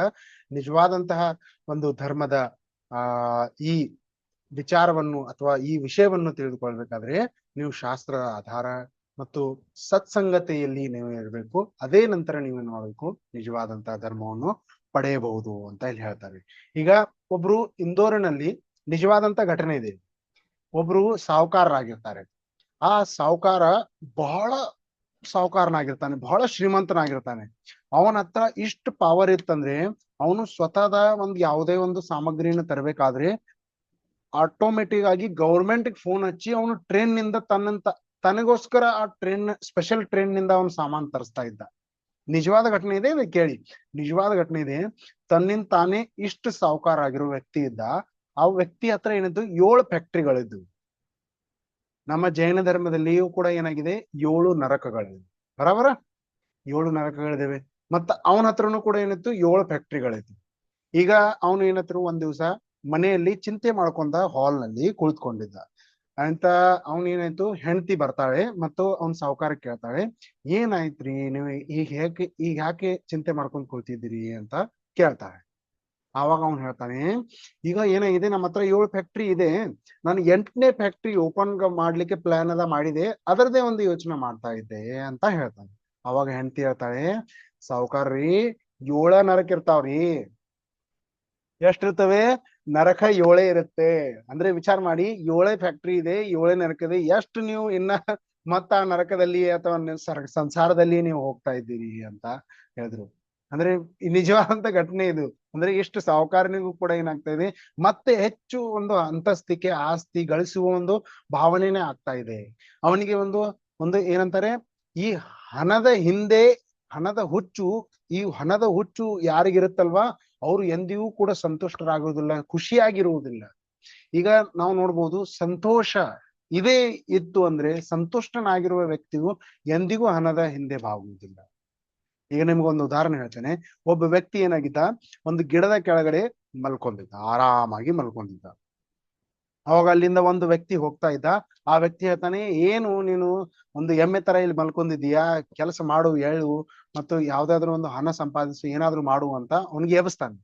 ಅವಾಗ ಆ ವ್ಯಕ್ತಿ ಕೇಳ್ತಾನೆ ಅವನಿಗೆ, ಹಣ ಸಂಪಾದಿಸಿ ಮಾಡಿ ಏನಾಗತ್ತಪ್ಪ? ಮನೆ ತಗೋಬಹುದು, ನೀನು ಮನೆ ತಗೊಂಡ್ರೆ ಮದುವೆ ಮಾಡ್ಕೋಬಹುದು, ಮದುವೆ ಮಾಡ್ಕೊಂಡ್ರೆ ಮಕ್ಕಳು ಮಾಡಬಹುದು, ಮಕ್ಕಳು ಮಾಡ್ಕೊಂಡ್ರೆ ಏನಾಗ್ಬೋದು, ನಿನ್ನ ಆರಾಮಾಗಿ ಜೀವನ ಜೀವಿಸ್ಬೋದು, ಮಲ್ಕೋಬಹುದು. ಅವಾಗ ಈಗ ಆ ವ್ಯಕ್ತಿ ಹೇಳ್ತಾನೆ, ಈಗ ಏನ್ ಮಾಡ್ತಾ ಇದ್ದೀನಿ ನಾನು, ಮಲ್ಕೋತಾ ಇದ್ದೇನೆ. ಅಂದ್ರೆ ಇಷ್ಟೆಲ್ಲಾ ಪ್ರೊಸೆಸ್ ಮಾಡಿನೂ ಕೂಡ ನಾವ್ ಏನ್ ಮಾಡ್ಬೋದು, ಮಲಗೋದೇ ಇದೆ ಅಂತಿಮ. ಹಾಗೆ ಅಂದ್ರೆ ಏನ್ ಹೇಳ್ತಾರೆ, ನಿಶ್ಚಿಂತನಾಗಿ ನೀನು ನಿರಾಕುಲನಾಗಿ ಹೀಗೆ ಮಲಗಿದ್ದೆ ಅಂದ್ರೆ ಅಷ್ಟೆಲ್ಲಾ ಮಾಡಿ ಯಾಕೆ ಮಲ್ಕೋದು, ಹೀಗೆ ಮಲ್ಕಿದ್ರೆ ಸರಿಯಾಗಿದೆಯಲ್ಲ. ಅದಕ್ಕೆ ಹೇಳ್ತಾರೆ, ಸಂತೋಷವಾಗಿರುವ ವ್ಯಕ್ತಿಗೆ ಯಾವುದೇ ಒಂದು ಹಣ, ಮನೆ, ಹೆಂಡತಿ, ಮಕ್ಕಳು ಇವೆಲ್ಲ ಏನೂ ಕೂಡ ಬಿಸ್ನೆಸ್ ಅವ್ರಿಗೆ ಏನೂ ಕೂಡ ಖುಷಿ ಕೊಡೋದಿಲ್ಲ. ಅವರು ತನ್ನಿಂದ ತಾನೆಯಲ್ಲಿ ಆತ್ಮನಲ್ಲಿಯೇ ಪರಿಣಮನವಾಗಿ ಖುಷಿಯಾಗಿರ್ತಾರೆ. ನೀವು ನೋಡಿರ್ಬೋದು, ನಮ್ಮ ಮುನಿಗಳ ಅಥವಾ ನಮ್ಮ ಭಗವಂತರ ಒಂದು ಮುಖದ ಮೇಲೆ ಎಂದಿಗೂ ಕೂಡ ಕ್ರೋಧ ಅನ್ನೋದು ಬರುವುದೇ ಇಲ್ಲ. ಯಾಕಂದ್ರೆ ಅವರು ಏನಾಗಿದ್ದೇವೆ, ತನ್ನ ಎಲ್ಲ ಒಂದು ವಸ್ತುಗಳನ್ನು ಸಂಸಾರವನ್ನು ಏನು ತ್ಯಾಗ ಮಾಡಿದ್ದಾರೆ. ಅವ್ರು ತ್ಯಾಗ ಮಾಡುವುದರಿಂದ ಅವ್ರಿಗೆ ಯಾವುದೇ ತರಹದ ಭಯವೇ ಇಲ್ಲ. ಅಂದ್ರೆ ಈಗ ನಾನ್ ಮಲ್ಕೊಂಡಿದ್ದೀನಿ, ನಾಳೆ ನನ್ಗೆ ಇದ್ ಮಾಡೋದಿದೆ, ಅದ್ ಮಾಡೋದಿದೆ, ನಾಳೆ ಇಲ್ಲಿ ಹೋಗೋದಿದೆ, ಯಾವುದೇ ತರಹದ ಏನೂ ಯೋಚನೆ ಇಲ್ಲ. ನೀವು ಇವತ್ತಿನ ಒಂದು ಈ ಸಮಯದ ಯೋಚನೆ ಮಾಡ್ರಿ. ನಾವೊಂದು ಈ ಧರ್ಮದಲ್ಲಿ ಇದ್ದೇನೆ ಅಥವಾ ಈ ಒಂದು ಧರ್ಮದ ಆಶ್ರಯದಲ್ಲಿ ಇದ್ದೇನೆ ಅಂದ್ರೆ ನನ್ಗೇನ್ ಮಾಡ್ಬೇಕು, ನಾನು ಏನ್ ಮಾಡ್ತಾ ಇದ್ದೀನಿ ಅದ್ರ ಬಗ್ಗೆ ಯೋಚನೆ ಮಾಡಿ. ಈ ಒಂದು ಕೆಟ್ಟ ಕೆಲಸ ಮಾಡ್ತಾ ಇದ್ರೆ ಈ ಕೆಟ್ಟ ಕೆಲಸದ ವಿರೋಧದಲ್ಲಿ ಅಥವಾ ನಮ್ಮ ಒಂದು ಈ ಕೆಟ್ಟ ಕೆಲಸ ಆದ್ಮೇಲೆ ನಮಗೆ ರಿಟರ್ನ್ ಏನ್ ಸಿಗುತ್ತೆ. ಈಗ ನೀವು ನೋಡ್ಬೋದು, ಚೆಂಡು ನಾವು ಯಾವಾಗ ಗೋಡೆ ಮೇಲೆ ಎಸೆಯುತ್ತೇವೆ ಅದು ರಿಟರ್ನ್ ಬರುತ್ತೆ. ಅದೇ ರೀತಿಯಾಗಿ ಕರ್ಮ, ಒಂದು ಕೆಟ್ಟ ಕರ್ಮವನ್ನು ನೀವು ಮಾಡ್ತಾ ಇದ್ರೆ ಆ ಕೆಟ್ಟ ಕರ್ಮಗಳನ್ನು ಮಾಡೋದ್ರಿಂದ ನಮ್ಗೆ ರಿಟರ್ನ್ ಕರ್ಮನೂ ಕೂಡ ಬರುತ್ತೆ. ಕರ್ಮ ವಿಲ್ ಬಿ ಬ್ಯಾಕ್ ಅಂತ ನೀವು ಓದಿರ್ಬೋದು, ಅಥವಾ ನೀವು ಸ್ಟೇಟಸ್ ಅನ್ನು ಹಾಕ್ತಾ ಇರ್ತೀರಿ, ಕರ್ಮ ವಿಲ್ ಬಿ ಬ್ಯಾಕ್ ಅಂತಾರಲ್ಲ. ಅದಕ್ಕೆ ಹೇಳ್ತಾರೆ, ಕರ್ಮವು ಎಂದಿಗೂ ಕೂಡ ಏನಾಗುವುದು, ಯಾರಿಗೂ ಬಿಡುವುದಿಲ್ಲ. ಕರ್ಮಗಳ ಬಗ್ಗೆ ಕೂಡ ನಾವು ಈಸಿಯಾಗಿ ಚರ್ಚೆಯನ್ನು ಮಾಡೋಣ. ಅನೇಕ ರೀತಿಯಾದಂತಹ ನಿಮಗೆ ಉದಾಹರಣೆಗಳೊಂದಿಗೆ ನಾವು ಕರ್ಮಗಳ ಕೂಡ ವಿಷಯವನ್ನು ತಿಳಿಸ್ತೀವಿ. ಈಗ ಇಲ್ಲಿ ಹೇಳ್ತಾರೆ, ನೀವು ನೋಡಿರ್ಬೋದು, ಒಂದು ಪರದೆ ಇದೆ. ಆ ಪರದೆಯ ಮೇಲೆ ಬರೆದಿದೆ, ಇಲ್ಲಿ ಇಣುಕಿ ನೋಡಬಾರದು. ಈಗ ನಮ್ಗೇನ್ ಅನ್ಸುತ್ತೆ, ಇಲ್ಲಿ ಇಣುಕಿ ನೋಡಬಾರ್ದು ಅಂತ ಬರೆದಿದ್ದಾರೆ, ಆದ್ರೂ ಕೂಡ ನಾವೇನ್ ಮಾಡ್ತೀವಿ, ಇಣುಕಿ ನೋಡ್ತೀವಿ. ಅಂದ್ರೆ ನಮ್ಗೆ ಏನೋ ಆಸೆ, ಏನಾದ್ರೂ ಒಂದು ಅಲ್ಲಿ ಇರ್ಬೋದು, ಏನಾದ್ರೂ ಇರ್ಬೋದು. ಅಲ್ಲಿ ಹೇಳ್ತಾ ಇದ್ದಾರೆ ಏನೂ ಇಲ್ಲ, ನೋಡ್ಬೇಡಿ, ಆದ್ರೂ ಕೂಡ ನಮ್ಗೆ ಏನ್ ಅನ್ಸುತ್ತೆ, ಅಲ್ಲಿ ಬರ್ದಿದೆ ಇಣುಕಿ ನೋಡ್ಬೇಡಿ ಅಂದ್ರೇನೆ ನೋಡೋದು. ಅಂದ್ರೆ ನೀವು ವಿಚಾರ ಮಾಡಿ, ಎಷ್ಟು ನಾವು ಒಂದು ಆಸೆಯಿಂದ, ಯಾವುದೇ ಒಂದು ದುರಾಸೆಯಿಂದ ನಾವೇನ್ ಮಾಡ್ತೀವಿ, ಯಾವ್ದು ಮಾಡ್ಬೇಡ ಅಂತಲ್ಲ ಅದನ್ನೇ ನಾವು ಮಾಡ್ಲಿಕ್ಕೆ ಹೋಗ್ತೀವಿ. ಅದರಿಂದ ನಮ್ಗೆ ಏನಾಗುತ್ತೆ, ದುಃಖವೇ ಸಿಗುತ್ತೆ. ಅದಕ್ಕೆ ಹೇಳ್ತಾ ಇದ್ದಾರೆ, ದುಃಖವನ್ನು ನೀವು ಬಿಡ್ಬೇಕಾದ್ರೆ ನಿಜವಾದಂತಹ ಈ ಧರ್ಮದ ಆಶ್ರಯದಲ್ಲಿ ಬರ್ರಿ, ಧರ್ಮವನ್ನು ತಿಳಿದುಕೊಳ್ಳಿ. ಶೌಚ ಸದಾ ನಿರ್ದೋಷ ಧರ್ಮ ಬಡೋ ಸಂಸಾರಮೇ. ಏನ್ ಹೇಳ್ತಾರೆ, ಶೌಚವು ಈ ಸದಾ ನಿರ್ದೋಷವಾಗಿದೆ ಮತ್ತು ಈ ಸಂಸಾರದಲ್ಲಿ ಧರ್ಮವು ಇದೇ ದೊಡ್ಡದಾಗಿದೆ. ಯಾಕೆ, ಲೋಭದ ಅಭಾವದಲ್ಲಿ ಇದು ಪ್ರಕಟವಾಗಿದೆ, ದುರಾಸೆಯ ಅಭಾವದಲ್ಲಿ ಶೌಚ ಧರ್ಮವು ಪ್ರಕಟವಾಗಿದೆ. ಲೋಭ ಪಾಪಕ ಬಾಪ್ ಅಂತ ಹೇಳ್ತಾರೆ ಹಿಂದಿನಲ್ಲಿ. ಏನ್ ಹೇಳ್ತಾರೆ, ಹಿಂದಿಯಲ್ಲಿ ಒಂದು ಸೂಕ್ತಿ ಇದೆ, ದುರಾಸೆಯು ಪಾಪನ ಅಪ್ಪನಾಗಿದ್ದಾನೆ. ಈ ಪಾಪನ ಅಪ್ಪ ದುರಾಸೆ ಆಗಿದ್ರೆ ಮಿಥ್ಯಾತ್ವ ಇವರ ಅಜ್ಜ ಆಗಿದ್ದಾನೆ. ಮಿಥ್ಯಾತ್ವ ಅಂದ್ರೆ ನಿಮ್ಗೆ ಏನ್ ಹೇಳಿದ್ದೆ ನಾನು, ಉಲ್ಟಾ ತಿಳ್ಕೊಳ್ಳೋದು, ಯಾವುದೇ ಒಂದು ವಿರೋಧವಾಗಿ ತಿಳ್ಕೊಳ್ಳೋದು ವಿಷಯಗಳನ್ನ, ಅದನ್ನ ಏನಾಗುತ್ತೆ, ಮಿಥ್ಯಾತ್ವ ಅಂತಾರೆ. ಲೋಭವು ಏನಾಗಿದೆ, ಲೋಭವು ಪಾಪದ ಅಪ್ಪನಾಗಿದ್ದಾನೆ. ಅದಕ್ಕೆ ಹೇಳ್ತಾ ಇದ್ದಾರೆ, ಎಲ್ಲ ಪಾಪಗಳನ್ನು ನೀವು ನಾಶ ಮಾಡ್ಬೇಕಾದ್ರೆ ಲೋಭವನ್ನು ನಾಶ ಮಾಡ್ಬೇಡಿ. ಲೋಭವನ್ನು ನಾಶ ಮಾಡಿದ್ರೆ ಅಪ್ಪನೇ ನಾಶ ಆದ್ರೆ ಮಕ್ಕಳೆಲ್ಲ ಆಟೋಮೆಟಿಕ್ಲಿ ನಾಶ ಹೋಗ್ಬಿಡ್ತಾರೆ. ಅಂದ್ರೆ ಕ್ರೋಧ, ಮಾನ, ಮಾಯೆ, ಲೋಭ ಇವೆಲ್ಲ, ಅಥವಾ ರತಿ, ಅರತಿ, ಹಾಸ್ಯ, ಭಯ, ಜುಗುಪ್ಸ, ಸ್ತ್ರೀವೇದ, ಪುರುಷ ವೇದ, ನಪುಸಕ್ ವೇದ, ಇವು 24 ಕಷಾಯಗಳು ಇವೆ. ಇವೆಲ್ಲಾ ಕಷಾಯಗಳನ್ನು ನೀವು ನಷ್ಟ ಮಾಡ್ಬೋದು. ಹೇಗೆ ನಷ್ಟ ಮಾಡ್ಬೋದು, ಲೋಭ ಕಷಾಯವನ್ನು ನೀವು ನಾಶ ಮಾಡ್ರಿ. ನಾಶ ಮಾಡಿದ್ಮೇಲೆ ನೀವು ಎಲ್ಲ ತರಹದ ಒಂದು ತೊಂದರೆಗಳನ್ನು ನಾಶ ಮಾಡ್ಬೋದು. ಈ ಎಲ್ಲ ತರಹದ ತೊಂದರೆಗಳನ್ನು ನಾಶ ಮಾಡಿದ್ರೆ ನೀವೇನು ಮಾಡ್ಬೋದು, ನಿಜವಾದಂತಹ ಸುಖವನ್ನು ಪಡೆಯಬಹುದು, ಉತ್ತಮ ಶೌಚ ಧರ್ಮವನ್ನು ಪಡೆಯಬಹುದು. ಈಗ ನಾವು ಬ್ಯಾಂಕ್ ಬ್ಯಾಲೆನ್ಸ್ ನ ಹೆಚ್ಚಾಗಿ ಮಾಡ್ತಾ ಇರ್ತೀವಿ. ಈ ಬ್ಯಾಂಕ್ ಬ್ಯಾಲೆನ್ಸ್ ನಾವು ಹೆಚ್ಚಾಗಿ ಮಾಡೋದ್ರಿಂದ, ಈ ಬ್ಯಾಂಕ್ ಬ್ಯಾಲೆನ್ಸ್ ಯಾರಿಗಾಗಿ ನೀವು ಮಾಡ್ತಾ ಇದ್ದೀರಿ, ನಮ್ಮ ಮುಂದಿನ ಜನ್ಮದಲ್ಲಿ ನಾವು ಇದನ್ನು ಒಯ್ಯಲಿಕ್ಕೆ ಸಾಧ್ಯವೇ, ಹೊತ್ಕೊಂಡು ಹೋಗ್ಲಿಕ್ಕೆ ಸಾಧ್ಯವೇ, ಹೊತ್ಕೊಂಡು ಹೋಗುವುದು ಆಗಿದ್ರೆ ಸರಿ ಇತ್ತು. ಅಂದ್ರೆ ಮುಂದಿನ ಜನ್ಮದಲ್ಲಿ ನಾವು ಸಾಯುವಾಗ ಇದನ್ನು ತೆಗೆದುಕೊಂಡು ಹೋಗುದಿದ್ರೆ ನಾವೆಲ್ಲ ತೆಗೆದುಕೊಂಡು ಹೋಗ್ತಿದ್ವಿ. ಆದ್ರೆ ತೆಗೆದುಕೊಂಡು ಹೋಗುವ ವ್ಯವಸ್ಥೆ ಇಲ್ಲ. ಆ ಒಂದು ಹಣ, ಒಂದು ಯಾವುದೇ ಅಂತ ಆಸ್ತಿ ಅಂತಸ್ತಿಕೆ ಯಾವುದೇ ಏನು ಕೆಲಸಕ್ಕೆ ಬರುವುದಿಲ್ಲ. ನಿಜವಾದಂತ ಈ ಧರ್ಮದ ಸ್ವರೂಪವನ್ನು ನೀವು ತಿಳಿದುಕೊಂಡ್ರೆ ಅಂತಿಮ ಸಮಯದಲ್ಲಿ ನಿಮಗೆ ಒಳ್ಳೆಯ ಒಂದು ಅನುಭವ ಆಗುತ್ತೆ. ನಾನು ಒಂದು ಯಾವ ರೀತಿಯಾಗಿದ್ದೇನೆ. ಸಮಾಧಿ ಮರಣ ಎನ್ನುವುದು ಜೀವನ ಜೀವಿಸುವುದಿದೆ. ಸಮಾಧಿ ಮರಣ ಮಾತ್ರ ಸಾಯುವುದಕ್ಕಿಂತ ಸಮಾಧಿ ಮರಣ ಅನ್ನುವುದಿಲ್ಲ. ಸಮಾಧಿ ಮರಣ ಜೀವನ ಜೀವಿಸುವುದು ಸಮಾಧಿ ಮರಣವಾಗಿದೆ ನಿಜವಾದಂತ. ಅದಕ್ಕೆ ಹೇಳ್ತಾರೆ, ನೀವು ಸಮಾಧಿಯಲ್ಲಿ ಇದ್ದೀರಿ ಅಂದ್ರೆ ಸಮಾಧಿಯಲ್ಲಿ ಇರುವುದರಿಂದ ಏನಾಗ್ಬೋದು, ಈ ಒಂದು ಧರ್ಮವನ್ನು ತಿಳಿಬಹುದು. ಬ್ಯಾಂಕ್ ಬ್ಯಾಲೆನ್ಸ್ ಹೆಚ್ಚು ಮಾಡೋದ್ರಿಂದ ನಮಗೆ ಯಾವುದೇ ಒಂದು ಉಪಯೋಗ ಆಗ್ತಾವಿಲ್ಲ. ಹಣವನ್ನು ಸಂಗ್ರಹಿಸುವುದರಿಂದ ದುಃಖವೇ ದುಃಖವಾಗ್ತದೆ. ಅದಕ್ಕೆ ಹೇಳ್ತಾ ಇದ್ದಾರೆ, ಈ ಹಣ ಎಂದಿಗೂ ಪುಣ್ಯದ ಉದಯದಿಂದಲೇ ಬರುವುದು. ಇದನ್ನ ಬರೆದುಕೊಂಡು ಇಟ್ಕೊಳ್ರಿ. ನೀವು ಪುಣ್ಯ ಮಾಡಿದ್ದೀರಿ, ಅದಕ್ಕಾಗಿಯೇ ನಿಮ್ಗೆ ಏನಾಗ್ತದೆ, ಈ ಹಣ ಸಿಗ್ತಾ ಇದೆ. ಇಲ್ಲಾದ್ರೆ ನಿಮ್ಮ ಪಾಪದ ಉದಯದಲ್ಲಿ ಈ ಹಣ ನಿಮಗೆ ಸಿಗಲಿಕ್ಕೆ ಸಾಧ್ಯವೇ ಇಲ್ಲ. ನಿಮ್ಮ ಪುಣ್ಯದ ಉದಯ ಒಳ್ಳೆಯವಾಗಿದೆ, ಅದಕ್ಕಾಗಿ ನಿಮ್ಗೆ ಏನಾಗ್ತಾ ಇದೆ, ಈ ಹಣ ಸಿಗ್ತಾ ಇದೆ ಅಂತ ಇದು ಹೇಳ್ತಾರೆ. ಪುಣ್ಯದ ಉದಯದಿಂದಲೇ ಹಣ ಸಿಗುತ್ತೆ ಹೊರತಾಗಿ ಬೇರೆ ಯಾವುದೇ ಒಂದು ಕಾರಣದಿಂದ ಈ ಹಣವು ಸಿಗಲಿಕ್ಕೆ ಸಾಧ್ಯವೇ ಇಲ್ಲ. ಈ ಸಂಸಾರದಲ್ಲಿ ಅನೇಕ ತರಹದ ದುಃಖಗಳು ಇವೆ. ಆ ದುಃಖಗಳನ್ನು ನಾಶ ಮಾಡ್ಬೇಕಂದ್ರೆ ನಾವೇನ್ ಮಾಡ್ಬೇಕು, ಈ ಧರ್ಮದ ಆಶ್ರಯದಲ್ಲಿಯೇ ಬರ್ಬೇಕು, ಹೊರತಾಗಿ ಬೇರೆ ಯಾವುದೇ ಒಂದು ಆಶ್ರಯದಿಂದ ನಾವೇನ್ ಮಾಡುವುದಿಲ್ಲ. ಈ ಸಂಸಾರದ ಸುಖವನ್ನು ಅಥವಾ ಸಂಸಾರದ ದುಃಖವನ್ನು ತ್ಯಾಗ ಮಾಡ್ಲಿಕ್ಕೆ ಸಾಧ್ಯವಿಲ್ಲ ಅಂತ ಇಲ್ಲಿ ಹೇಳಿದ್ದಾರೆ. ಅನೇಕ ರೀತಿಯಾದಂತಹ ನಾವು ಉದಾಹರಣೆಗಳನ್ನು ನೋಡ್ಬೋದು.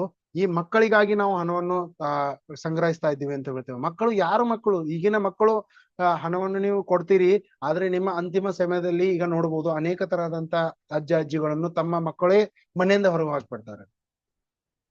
ಅವರಿಗೋಸ್ಕರ ನೀವು ಇಷ್ಟೆಲ್ಲಾ ಕೆಲಸ ಮಾಡಿದ್ರಿ, ಆದ್ರೂ ಕೂಡ ನೀವು ಸಂಸ್ಕಾರ ಕೊಡ್ಲಿಲ್ಲ, ಅವ್ರಿಗೆ ನಿಜವಾದಂತ ಧರ್ಮದ ಸ್ವರೂಪನ ಅವ್ರಿಗೆ ತಿಳಿಸ್ಲಿಲ್ಲ ಅಂತಾನೆ ನಿಮ್ಗೆ ಏನಾಗಿತ್ತು, ಈ ಸ್ಥಿತಿ ಬಂತು. ಏನು, ನಿಮ್ಮನ್ನ ಮನೆಯಿಂದ ಹೊರಗೆ ಹಾಕ್ಬಿಟ್ರು. ಅವರು ಸೊಸೆ ಬಂದಿದ್ಮೇಲೆ ಅಪ್ಪ ಅಮ್ಮ ಯಾರು ಅಂತ ಗೊತ್ತೇ ಇಲ್ಲ ಅಂತ ವಿಚಾರ ಮಾಡಿ. ಅದಕ್ಕೆ ಹೇಳ್ತಾರೆ, ಪಾಠಶಾಲೆಯಲ್ಲಿ ಕಲಿಸಿ ಸಂಸ್ಕಾರ ಕಲಿಸುತ್ತೆ. ಧರ್ಮ ಏನ್ ಹೇಳುತ್ತೆ, ತಂದೆ ತಾಯಿಗಳ ಮರ್ಯಾದೆಯನ್ನು ಕಲಿಸುತ್ತೆ, ಹುಡುಗರಿಗೂ ಕಳಿಸುತ್ತೆ, ಹುಡುಗರಿಗೂ ಕಲಿಸುತ್ತೆ. ಅದಕ್ಕೆ ಹೇಳ್ತಾ ಇದ್ದಾರೆ, ಈ ಒಂದು ಪಾಠಶಾಲೆಯ ಮುಖಾಂತರ ಮಕ್ಕಳಲ್ಲಿ ಒಳ್ಳೆಯ ಸಂಸ್ಕಾರವನ್ನು ಕೂಡ ನಾವು ಕೊಡಬಹುದು. ಆ ಮಕ್ಕಳ ಸಂಸ್ಕಾರದಿಂದ ನಾವೇನಬಹುದು, ಮಕ್ಕಳ ಸಂಸ್ಕಾರದಿಂದ ನಮ್ಮ ಜೀವನ ಯಾಪನ ಮತ್ತು ನಮ್ಮ ಮುಂದಿನ ಪರಂಪರೆಯ ಎಲ್ಲವನ್ನು ನಾವೇನ್ ಮಾಡ್ಬೋದು, ಸುಧಾರಿಸಬಹುದು. ಅದಕ್ಕೆ ಹೇಳ್ತಾರೆ, ಈ ಒಂದು ನಿಜವಾದಂತಹ ಧರ್ಮವನ್ನು ನೀವು ಮಾಡ್ಬೇಕಾದ್ರೆ ಈ ಶರೀರವನ್ನುವುದನ್ನು ನೀವೇನ್ ಮಾಡಿ, ಈ ಶರೀರಕ್ಕಾಗಿ ನೀವು ಎಫರ್ಟ್ ಮಾಡಬೇಡಿ, ನಿಮ್ಮ ಆತ್ಮಗನಕ್ಕಾಗಿ ಎಫರ್ಟ್ ಮಾಡಿ. ಈ ಶರೀರವನ್ನಕ್ಕಾಗಿ ನೀವು ಎಫರ್ಟ್ ಮಾಡಿದ್ರೆ ನಿಮ್ಗೆ ಯಾವುದೇ ತರಹದ ಲಾಭ ಸಿಗೋದಿಲ್ಲ. ಯಾಕಂದ್ರೆ ನೀವು ಈಗ ಒಂದು ಉದಾಹರಣೆ ತಗೋಣ. ಒಂದು ಬಂಗಾರದ ಒಂದು ಇದಿದೆ, ಕೊಡ ಇದೆ. ಆ ಬಂಗಾರದ ಕೊಡದಲ್ಲಿ ಮಲಮೂತ್ರ ವಿಸರ್ಜನೆ ತುಂಬಿಟ್ಟಿದ್ದಾರೆ. ಈಗ ಆ ಬಂಗಾರದ ಕೊಡನ ನೀವು ತಗೊಂಡ್ ಹೋಗ್ತೀರಾ ಮನೆಗೆ? ನಿಮ್ಗೆ ಹೇಳಿದ್ರು ಬಂಗಾರದ ಕೊಡ ಇದೆ ತಗೊಂಡ್ ಹೋದ್ರಿ, ಆದ್ರೆ ಮಲಮೂತ್ರ ವಿಸರ್ಜನೆ ತುಂಬಿದ್ದಿದೆ, ತಗೊಂಡ್ ಹೋಗ್ತೀರಾ? ಇಲ್ಲ. ಯಾಕೆ ತಗೊಂಡು ಹೋಗುದಿಲ್ಲ? ಯಾಕಂದ್ರೆ ಅದು ಅಂದ್ರೆ ಮಲಮೂತ್ರ ವಿಸರ್ಜನೆ ಒಂದು ಕೆಟ್ಟ ಪದಾರ್ಥನ, ಒಳ್ಳೆಯದಲ್ಲ ಅದು. ಅದಕ್ಕಾಗಿ ನಾವು ತಗೊಂಡು ಹೋಗೋದಿಲ್ಲ. ಅದೇ ರೀತಿಯಾಗಿ ಶರೀರದಲ್ಲಿ ಕೂಡ ಏನಾಗಿದೆ, ಒಳಗೆ ಮಾಂಸ, ರಕ್ತ ಇದೇ ಒಂದು ಎಲುಬುಗಳು ಇವೇ ಇದೆ, ಇದರ ಹೊರತಾಗಿ ಏನೂ ಇಲ್ಲ. ಆತ್ಮನೂ ಇದೆ, ಅದನ್ನು ತಿಳ್ಕೊಳ್ಬೋದು. ಈಗ ಈ ಆತ್ಮನನ್ನು ಯಾವಾಗ ತಿಳ್ಕೊಳ್ತೀವಲ್ಲ, ಆವಾಗ ಈ ಶರೀರದ ಪ್ರತಿ ಇರುವ ಒಂದು ಭಾವನೆ, ಒಂದು ಮಮತ್ವ, ಒಂದು ಪ್ರತಿ ರಾಗವಿರುವ ಅಥವಾ ಪ್ರೀತಿ ಇರುವುದನ್ನು ನಾವು ಏನ್ ಮಾಡ್ಬೋದು, ಬಿಡಬಹುದು. ಅದರ ಒಳಗೆ ಅದರ ತನಕ ನಾವೇನು ಮಾಡೋದಿಲ್ಲ, ಬಿಡಲಿಕ್ಕೆ ಸಾಧ್ಯವೇ ಇಲ್ಲ. ಅದಕ್ಕೆ ಹೇಳ್ತಾರೆ, ಮುನಿರಾಜರು ಯಾವ ರೀತಿಯಾಗಿ ತಮ್ಮ ವಸ್ತ್ರಗಳನ್ನು ತ್ಯಾಗ ಮಾಡಿಬಿಟ್ಟಿದ್ದಾರೆ. ಆ ವಸ್ತ್ರಗಳನ್ನು ತ್ಯಾಗ ಮಾಡುವ ಶಕ್ತಿ ಯಾವಾಗ ಬತ್ತು, ಆ ಇಂದ್ರಿಯಗಳನ್ನು ಗೆದ್ದ ಮೇಲೆ. ನೀವು ನೋಡಿರ್ಬೋದು, ಪಂಚೇಂದ್ರಿಯಗಳನ್ನು ಗೆಲ್ಲುವುದೇ ಮತ್ತು ಜಿನೇಂದ್ರ ಭಗವಂತರು ಅಂತ ನಾವು ಹೇಳ್ತೀವಿ. ಜಿನೇಂದ್ರ ಅಂದ್ರೆ ಏನು? ಜಿನೇಂದ್ರ ಶಬ್ದದಲ್ಲಿಯೇ ಇಂದ್ರಿಯಗಳನ್ನು ಗೆಲ್ಲುವುದು ಅಂತ ಹೇಳ್ತಾರೆ. ಜಿನೇಂದ್ರ ಜಿತೇಂದ್ರಿಯ ಅಂತ ಕೊಡ್ತಾ ಚಿತ್ತ ಇಂದ್ರಿಯ ಗೆಲ್ಲುವುದು. ಇಂದ್ರಿಯಗಳನ್ನು ಯಾರು ಗೆದ್ದಿದ್ದಾರೆ ಅವರೇ ನಿಜವಾದಂತಹ ಜಿನೇಂದ್ರರಂತ ನಾವು ಅಂತೀವಿ. ಅದೇ ರೀತಿಯಾಗಿ ಈ ಒಂದು ಇಂದ್ರಿಯಗಳನ್ನು ನೀವೇನ್ ಮಾಡಿ, ಒಂದು ಗೆಲ್ಲಿ ಅಂತ ಹೇಳ್ತಾ ಇದ್ದಾರೆ. ಈ ಶರೀರಕ್ಕಾಗಿ ನೀವು ಏನು ಮಾಡಿದ್ರು ಕೂಡ ಅದೇನಾಗುತ್ತದೆ, ಮಲಮೂತ್ರ ವಿಸರ್ಜನೆಯೇ ಆಗುವುದಿದೆ. ನೀವು ಎಷ್ಟು ಕೂಡ ಯೋಚನೆ ಮಾಡಿ, ನೀವು ಎಷ್ಟು ಸಿಹಿ ಪದಾರ್ಥಗಳನ್ನು ತಿನ್ರಿ, ಅಂದ್ರೆ ನೀವು ಗುಲಾಬ್ ಜಾಮೂನ್ ತಗೊಳ್ರಿ, ಗುಲಾಬ್ ಜಾಮೂನ್ ತೆಗೆದುಕೊಂಡು ಬಾಯಲ್ಲಿ ಇಟ್ಟು ನೀವು ವಾಪಸ್ ನೀವು ಇಡ್ಬೋದಾ? ಸಂಜೆ ತಿಂತೀನಂತ ಸಾಧ್ಯವಿಲ್ಲ. ಅದು ಎಂಜಲ್ ಆಯ್ತು, ಯಾರು ತಿನ್ನೋದಿಲ್ಲ, ನೀವು ತಿನ್ಲಿಕ್ಕೆ ನಿಮ್ಗೆ ಮನಸ್ಸು ಬರೋದಿಲ್ಲ.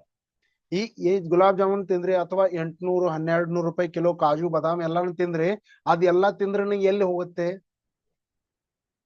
ಎಷ್ಟು ಖರ್ಚು ಮಾಡ್ತಾ ಇದ್ರಿ ಅಷ್ಟೆಲ್ಲವೂ ಏನಾಗುತ್ತದೆ, ಮಲಮೂತ್ರ ವಿಸರ್ಜನೆಯಲ್ಲಿಯೇ ಹೋಗ್ತಾ ಇದೆ. ಅದಕ್ಕೆ ಹೇಳ್ತಾ ಇದ್ದಾರೆ, ಇದು ಒಂದು ಏನಾಗಿದೆ, ಶರೀರವು ಮಲ ಉತ್ಪಾದನೆ ಮಾಡುವ ಫ್ಯಾಕ್ಟ್ರಿ ಇದೆ. ಅದು ಯಾವುದೇ ಏನು ಇದರಲ್ಲಿ ನೀವು ಹಾಕಿರೂ ಕೂಡ ಅದು ಏನಾಗುತ್ತೆ, ವೇಸ್ಟ್ ಆಗಿಯೇ ಹೋಗ್ತಾ ಇದೆ. ಅಂದ್ರೆ ನೀವು ಏನ್ ಮಾಡ್ತಾ ಇದ್ದೀರಿ, ಎಲ್ಲ ಹಣವನ್ನು ನೀವು ತಿಂತಾ ಇದ್ರು ಕೂಡ ಏನಾಗ್ತಾ ಇದೆ, ಅದು ವೇಸ್ಟ್ನೇ ಆಗ್ತಾ ಇದೆ, ಏನೂ ಕೂಡ ಲಾಭ ಆಗ್ತಾ ಇಲ್ಲ. ಈ ಒಂದು ಹಣದಿಂದ ನಮಗೆ ಯಾವುದೇ ಕೂಡ ಒಂದು ಲಾಭವು ಸಾಧ್ಯವೇ ಇಲ್ಲ ಅಂತ ಇಲ್ಲಿ ಹೇಳ್ತಾ ಇದ್ದಾರೆ. ಈ ಸಹಜ ಸಿದ್ಧಿಯಾಗಿ ಸಹಜ ಒಂದು ಪುಣ್ಯದ ಉದಯದಿಂದಲೇ ನಮ್ಗೆ ಏನಾಗ್ಬೋದು, ಈ ಒಂದು ಹಣ ಸಿಗ್ಬೋದು, ಹೊರತಾಗಿ ಬೇರೆ ಯಾವುದೇ ಒಂದು ಕಾರಣದಿಂದ ನಿಮ್ಗೆ ಹಣವು ಸಿಗಲಿಕ್ಕೆ ಸಾಧ್ಯವೇ ಇಲ್ಲ ಅಂತ ಇಲ್ಲಿ ಹೇಳಿದ್ದಾರೆ.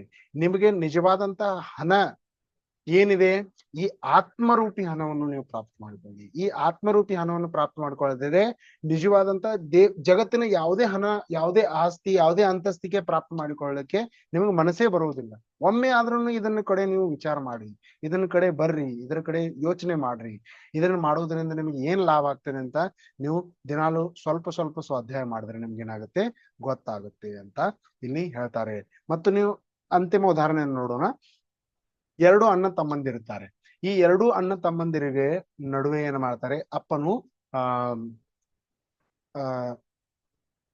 ಡಿವೈಡ್ ಮಾಡ್ತಾನೆ ಅಂತ ಹೇಳ್ತೀವಿ. ಏನ್ ಡಿವೈಡ್ ಮಾಡ್ತಾ ಇದ್ದಾನೆ, ಅವನು ಆಸ್ತಿಯನ್ನು ಡಿವೈಡ್ ಮಾಡ್ತೀವಿ. ಅವನ ಹತ್ರ ಏನಿತ್ತು, 100 ಬಂಗಾರ ಕಾಯಿನ್ಗಳಿದ್ವಿ. ಈಗ 100 ಬಂಗಾರ ಕಾಯಿನ್ಗಳು ಒಂದು ಬಾಕ್ಸ್ ನಲ್ಲಿ ತೆಗೆದುಕೊಂಡು ಅವನು ಬಂದ. ಒಂದು ಬಾಕ್ಸ್ ನಲ್ಲಿ ತೆಗೆದುಕೊಂಡು ಬಂದ್ಮೇಲೆ ಅವನೇನ್ ಮಾಡಿದ, 50-50 ಮಾಡಿ 2 ಪಾರ್ಟ್ ಮಾಡಿದ. 2 ಪಾರ್ಟ್ ಮಾಡಿದ. ಈಗ ಬಾಕ್ಸ್ ಒಂದೇ ಇದೆ, 2 ಪಾರ್ಟ್ ಬರಬ್ಬರ, ಅದು 50-50%. ಎರಡು ಅಣ್ಣ ತಮ್ಮಂದಿರಿಗೆ ಕೊಡೋದಿದೆ. ಈಗ ಒಬ್ಬನಿಗೆ ಅಣ್ಣ ತಮ್ಮಂದಿರಿಗೆ ಬಾಕ್ಸ್ ನಲ್ಲಿ ಹಾಕ್ಬೋದು, ಇನ್ನೊಬ್ಬನಿಗೆ ಏನ್ ಮಾಡೋದು, ಅವನೇನ್ ಮಾಡ್ದ, ಮನೆಯಿಂದ ಒಳ್ಳೆ ಕೆಟ್ಟ ಬ್ಯಾಗ್ ನಲ್ಲಿ ಹಾಕಿ ಅವ್ನ್ ಕೊಟ್ಬಿಟ್ಟ. ಈಗ ಎರಡು ತರದ ವ್ಯಾಲ್ಯೂ ಏನಿದೆ, 50% ಗೋಲ್ಡ್ ಇದರಲ್ಲೂ ಇದೆ, 50% ಗೋಲ್ಡ್ ಇದರಲ್ಲೂ ಇದೆ. ಇದು ಬಾಕ್ಸ್ ನಲ್ಲಿ ಇದೆ, ಇದು ಒಂದು ಹೊಲಸ್ ಬ್ಯಾಗ್ ನಲ್ಲಿ ಇದೆ. ನೀವು ಯಾವ್ದನ್ನು ತೆಗೊಳ್ಳಕ್ಕೆ ಚಾಯ್ಸ್ ಮಾಡ್ತೀರಿ ಹೇಳಿ ನೋಡೋಣ? ಯಾವ್ದಕ್ಕೆ ತಗೊಳ್ಳಕ್ಕೆ ಚಾಯ್ಸ್ ಮಾಡ್ತೀರಿ ನೀವು? ಕಮೆಂಟ್ ಮಾಡಿ ಹೇಳಿ ನೋಡೋಣ. ಈಗ ಹೆಂಗಸರನ್ನು ನೋಡ್ಬೋದು, ಬಾಕ್ಸ್ ತಗೊಳ್ಳಿಕ್ಕೆ ಚಾಯ್ಸ್ ಮಾಡ್ತಾರೆ, ಯಾಕಂದ್ರೆ ಬಾಕ್ಸ್ ಚೆನ್ನಾಗಿರುತ್ತೆ. ಆದ್ರೆ ಎರಡೂತ್ರಲ್ಲಿ ಏನಿದೆ, ಬಂಗಾರನೇ ಇದೆ. ಪುರುಷರ ಹತ್ರ ಕೇಳಿ ಬಂಗಾರ ಇದೆ ಅಂದ್ರೆ ಅವ್ರ ಹತ್ರ ಯಾವುದೇ ಒಂದು ಸಿಗ್ಲಿ ತಗೊಂಡ್ ಹೋಗೋಣ ಅಂತ ಅಂತೀರಿ. ಅಂದ್ರೆ ಇಲ್ಲಿ ನಮ್ಮೇನಿದೆ, ಈ ಒಂದು ಶರೀರದಲ್ಲಿ ಏನಿದೆ, ಶರೀರ ವಿಕೃತವಾಗಿರಬಹುದು, ಅಥವಾ ಕಪ್ಪು ಆಗಿರ್ಬೋದು, ಬಿಳಿ ಆಗಿರ್ಬೋದು, ಕಣ್ಣು ಕುರುಡಾಗಿರ್ಬೋದು, ಹಲ್ಲು ಬಿದ್ದಿರ್ಬೋದು, ಮೂಗಿ ವಂಕ ಆಗಿರ್ಬೋದು, ಮೀಸೆ ಇರಬಾರ್ದು, ಏನು ಇಲ್ಲ ಅಂತ ತಿಳ್ಕೊಂಡ್ರೆ, ಕೂದ್ಲಿಲ್ಲ, ಯಾವುದೇ ತರಹದ ಶರೀರದಲ್ಲಿ ವಿಕೃತಿ ಇರ್ಬೋದು. ಆ ಶರೀರಕ್ಕೆ ನೋಡಿ ನೀವೇನ್ ಮಾಡ್ಬೇಡಿ, ನೀವೊಂದು ಆತ್ಮನ ಪರಿಚಯವನ್ನು ನೋಡ್ಬೇಡಿ. ಆತ್ಮನು ಎಲ್ಲರಿಗೆ ಮಹಾವೀರ ಭಗವಂತರ ಒಂದು ಇದಿದೆ, ಒಂದು ವಿದ್ಯೆ ಇದೆ. ಏನಿದೆ, ಎಲ್ಲ ಆತ್ಮನಗಳು ಸಮಾನರಾಗಿದ್ದೀವಿ. ಎಲ್ಲ ಆತ್ಮರು ಏನಾಗಿವೆ, ಸಮಾನರಾಗಿವೆ. ಈ ಎಲ್ಲ ಆತ್ಮಗಳು ಸಮಾನವಾಗಿವೆ ಅಂದ್ರೆ ಏನು, ಎಲ್ಲ ಆತ್ಮಗಳು ಒಂದೇ ತರವಾಗಿದೆ. ಎಲ್ಲ ಆತ್ಮಗಳು ಒಂದೇ ತರವಾಗಿದೆ ಅಂದ್ರೆ ಏನು, ಯಾವುದೇ ತರಹದಂತ ಅಂತರವಿಲ್ಲ. ಈ ಶರೀರದಲ್ಲಿ ಅಂತರವಿದೆ. ನಾನು ಕಪ್ಪನಾಗಿದ್ದೇನೆ, ನೀನು ಬಿಳಿಯಾಗಿದ್ದೇನೆ, ನೀನು ಕುರುಡಾಗಿದ್ದೇನೆ, ನಾನು ಹೈಪ ಆಗಿದ್ದೇನೆ, ಶ್ರೀಮಂತನಿದ್ದೇನೆ, ಬಡವನಿದ್ದೇನೆ. ಇವೆಲ್ಲ ಶರೀರಕ್ಕೆ ಆಶ್ರಿತವಾದಂತಹ ಗುಣಗಳಿವೆ. ಈ ಶರೀರವನ್ನು ಬಿಟ್ಟು ನೀವು ಆತ್ಮಗಳನ್ನು ನೋಡಿದ್ರೆ ಏನಾಗುತ್ತೆ, ಆತ್ಮಗಳು ಎಲ್ಲಗಳು ಏನಾಗಿದೆ, ಸಮಾನವಾಗಿಯೇ ಇವೆ. ಆತ್ಮಗಳು ಸಮಾನವಾಗಿದ್ರು ಅಂದ್ರೆ ನಮ್ಗೆ ಏನಾಗುತ್ತೆ, ನಿಜವಾದಂತಹ ಧರ್ಮದ ಸ್ವರೂಪವನ್ನು ನಾವು ಪಡೆಯಬಹುದು. ಮತ್ತು ನಿಜವಾದಂತಹ ಧರ್ಮವನ್ನು ಪಡುವುದರಿಂದ ನಮ್ಗೆ ಏನಾಗುತ್ತೆ, ಒಂದು ಈ ಪವಿತ್ರವಾದಂತಹ ಸ್ವಭಾವವನ್ನು ಪರ್ಯಾಯದಲ್ಲಿ ನಾವು ಯಾವಾಗ ಪ್ರಕಟ ಮಾಡ್ಕೊಳ್ತೀವೋ ಆವಾಗಲೇ ನಮ್ಗೇನಾಗುತ್ತೆ, ಉತ್ತಮ ಶೌಚ ಧರ್ಮವು ಪ್ರಕಟವಾಗುತ್ತವೆ. ಅದಕ್ಕೆ ಮೊದಲೇ ಹೇಳಿದ್ದು ಶುಚೋರ್ಭಾವ ಶೌಚ. ಶುಚಿತೆ ಅಂದ್ರೆ ಏನು, ಪವಿತ್ರತೆಯ ಭಾವನೆ. ಪವಿತ್ರತೆಯೇ ಏನಾಗಿದೆ, ಶುಚಿತ, ಅಥವಾ ಪವಿತ್ರತೆಯೇ ಏನಾಗಿದೆ, ಒಂದು ಶೌಚ ಧರ್ಮವಾಗಿದೆ ಅಂತ ಇಲ್ಲಿ ಹೇಳ್ತಾಳೆ. ಆತ್ಮ ಪವಿತ್ರವಾಗಿದೆ. ಇದನ್ನು ನೀವು ಯಾವಾಗ ತಿಳ್ಕೊಳ್ತೀರೋ ಆವಾಗ ನಿಜವಾದಂತಹ ಶೌಚ ಧರ್ಮವನ್ನು ನೀವು ಒಂದು ಪ್ರಾಪ್ತ ಮಾಡಿಕೊಳ್ಬೇಕಂತ ಹೇಳಿ ಈ ಒಂದು ಶೌಚ ಧರ್ಮದ ಒಂದು ವಿಷಯವನ್ನು ನಾವು ತಿಳಿದುಕೊಳ್ತೀವಿ. ಇವತ್ತಿನವರೆಗೆ ನಾವು 4 ಧರ್ಮಗಳನ್ನು ನಾವು ತಿಳಿದುಕೊಂಡಿದ್ದೇವೆ. ಉತ್ತಮ ಕ್ಷಮ, ಉತ್ತಮ ಮಾರ್ಧವ, ಉತ್ತಮ ಆರ್ಜವ, ಉತ್ತಮ ಶೌಚ. ಕ್ರೋಧ, ಮಾನ, ಮಾಯೆ, ಲೋಭ 4 ಕಷಾಯಗಳ ಅಭಾವದಿಂದ, 4 ಅಂದ್ರೆ 4 ಅಲ್ಲ, ಯಾವುದೇ ಒಂದು ಕೆಟ್ಟ ಒಂದು ಭಾವನೆ ಇದೆ, ಕೆಟ್ಟ ಗುಣಗಳನ್ನು ಬಿಟ್ಟು ನೀವೇನ್ ಮಾಡ್ಬೋದು, ಈ ಒಂದು ಧರ್ಮಗಳನ್ನು, ಅದಕ್ಕೆ ದುರಾಸೆ ಒಂದು ಬಿಟ್ರೆ ಅಂದ್ರೆ ನೀವೆಲ್ಲ ಆಟೋಮೆಟಿಕ್ ಆಗಿ ಬಿಟ್ಟೇ ಬಿಡುತ್ತೀರಿ ಅಂತ ಹೇಳ್ತಾರೆ. ದುರಾಸೆಯನ್ನು ಬಿಡಿ ಮತ್ತು ನಿಮ್ಮ ಜೀವನವನ್ನು ಸಫಲಗೊಳಿಸಿ ಅಂತ ಹೇಳಿ ಈ ಒಂದು ಉತ್ತಮ ಶೌಚ ಧರ್ಮದ ಚರ್ಚೆಯನ್ನು ಇಲ್ಲಿಗೆ ವಿರಾಮಗೊಳಿಸೋಣ. ಮತ್ತೆ ನಾಳೆ ಉತ್ತಮ ಸತ್ಯ ಧರ್ಮದೊಂದಿಗೆ ನಾವು ನಿಮ್ಮ ಜೊತೆಗೆ ಕೊಡುತ್ತೇವೆ. ಅಲ್ಲಿಯವರೆಗೆ ಎಲ್ಲರಿಗೂ ಜಯ ಜಿನೇಂದ್ರಗಳು. ಉತ್ತಮ ಶೌಚ ಧರ್ಮ ಕಿ ಜಯ ಹೋ. ಜಯ ಹೋ.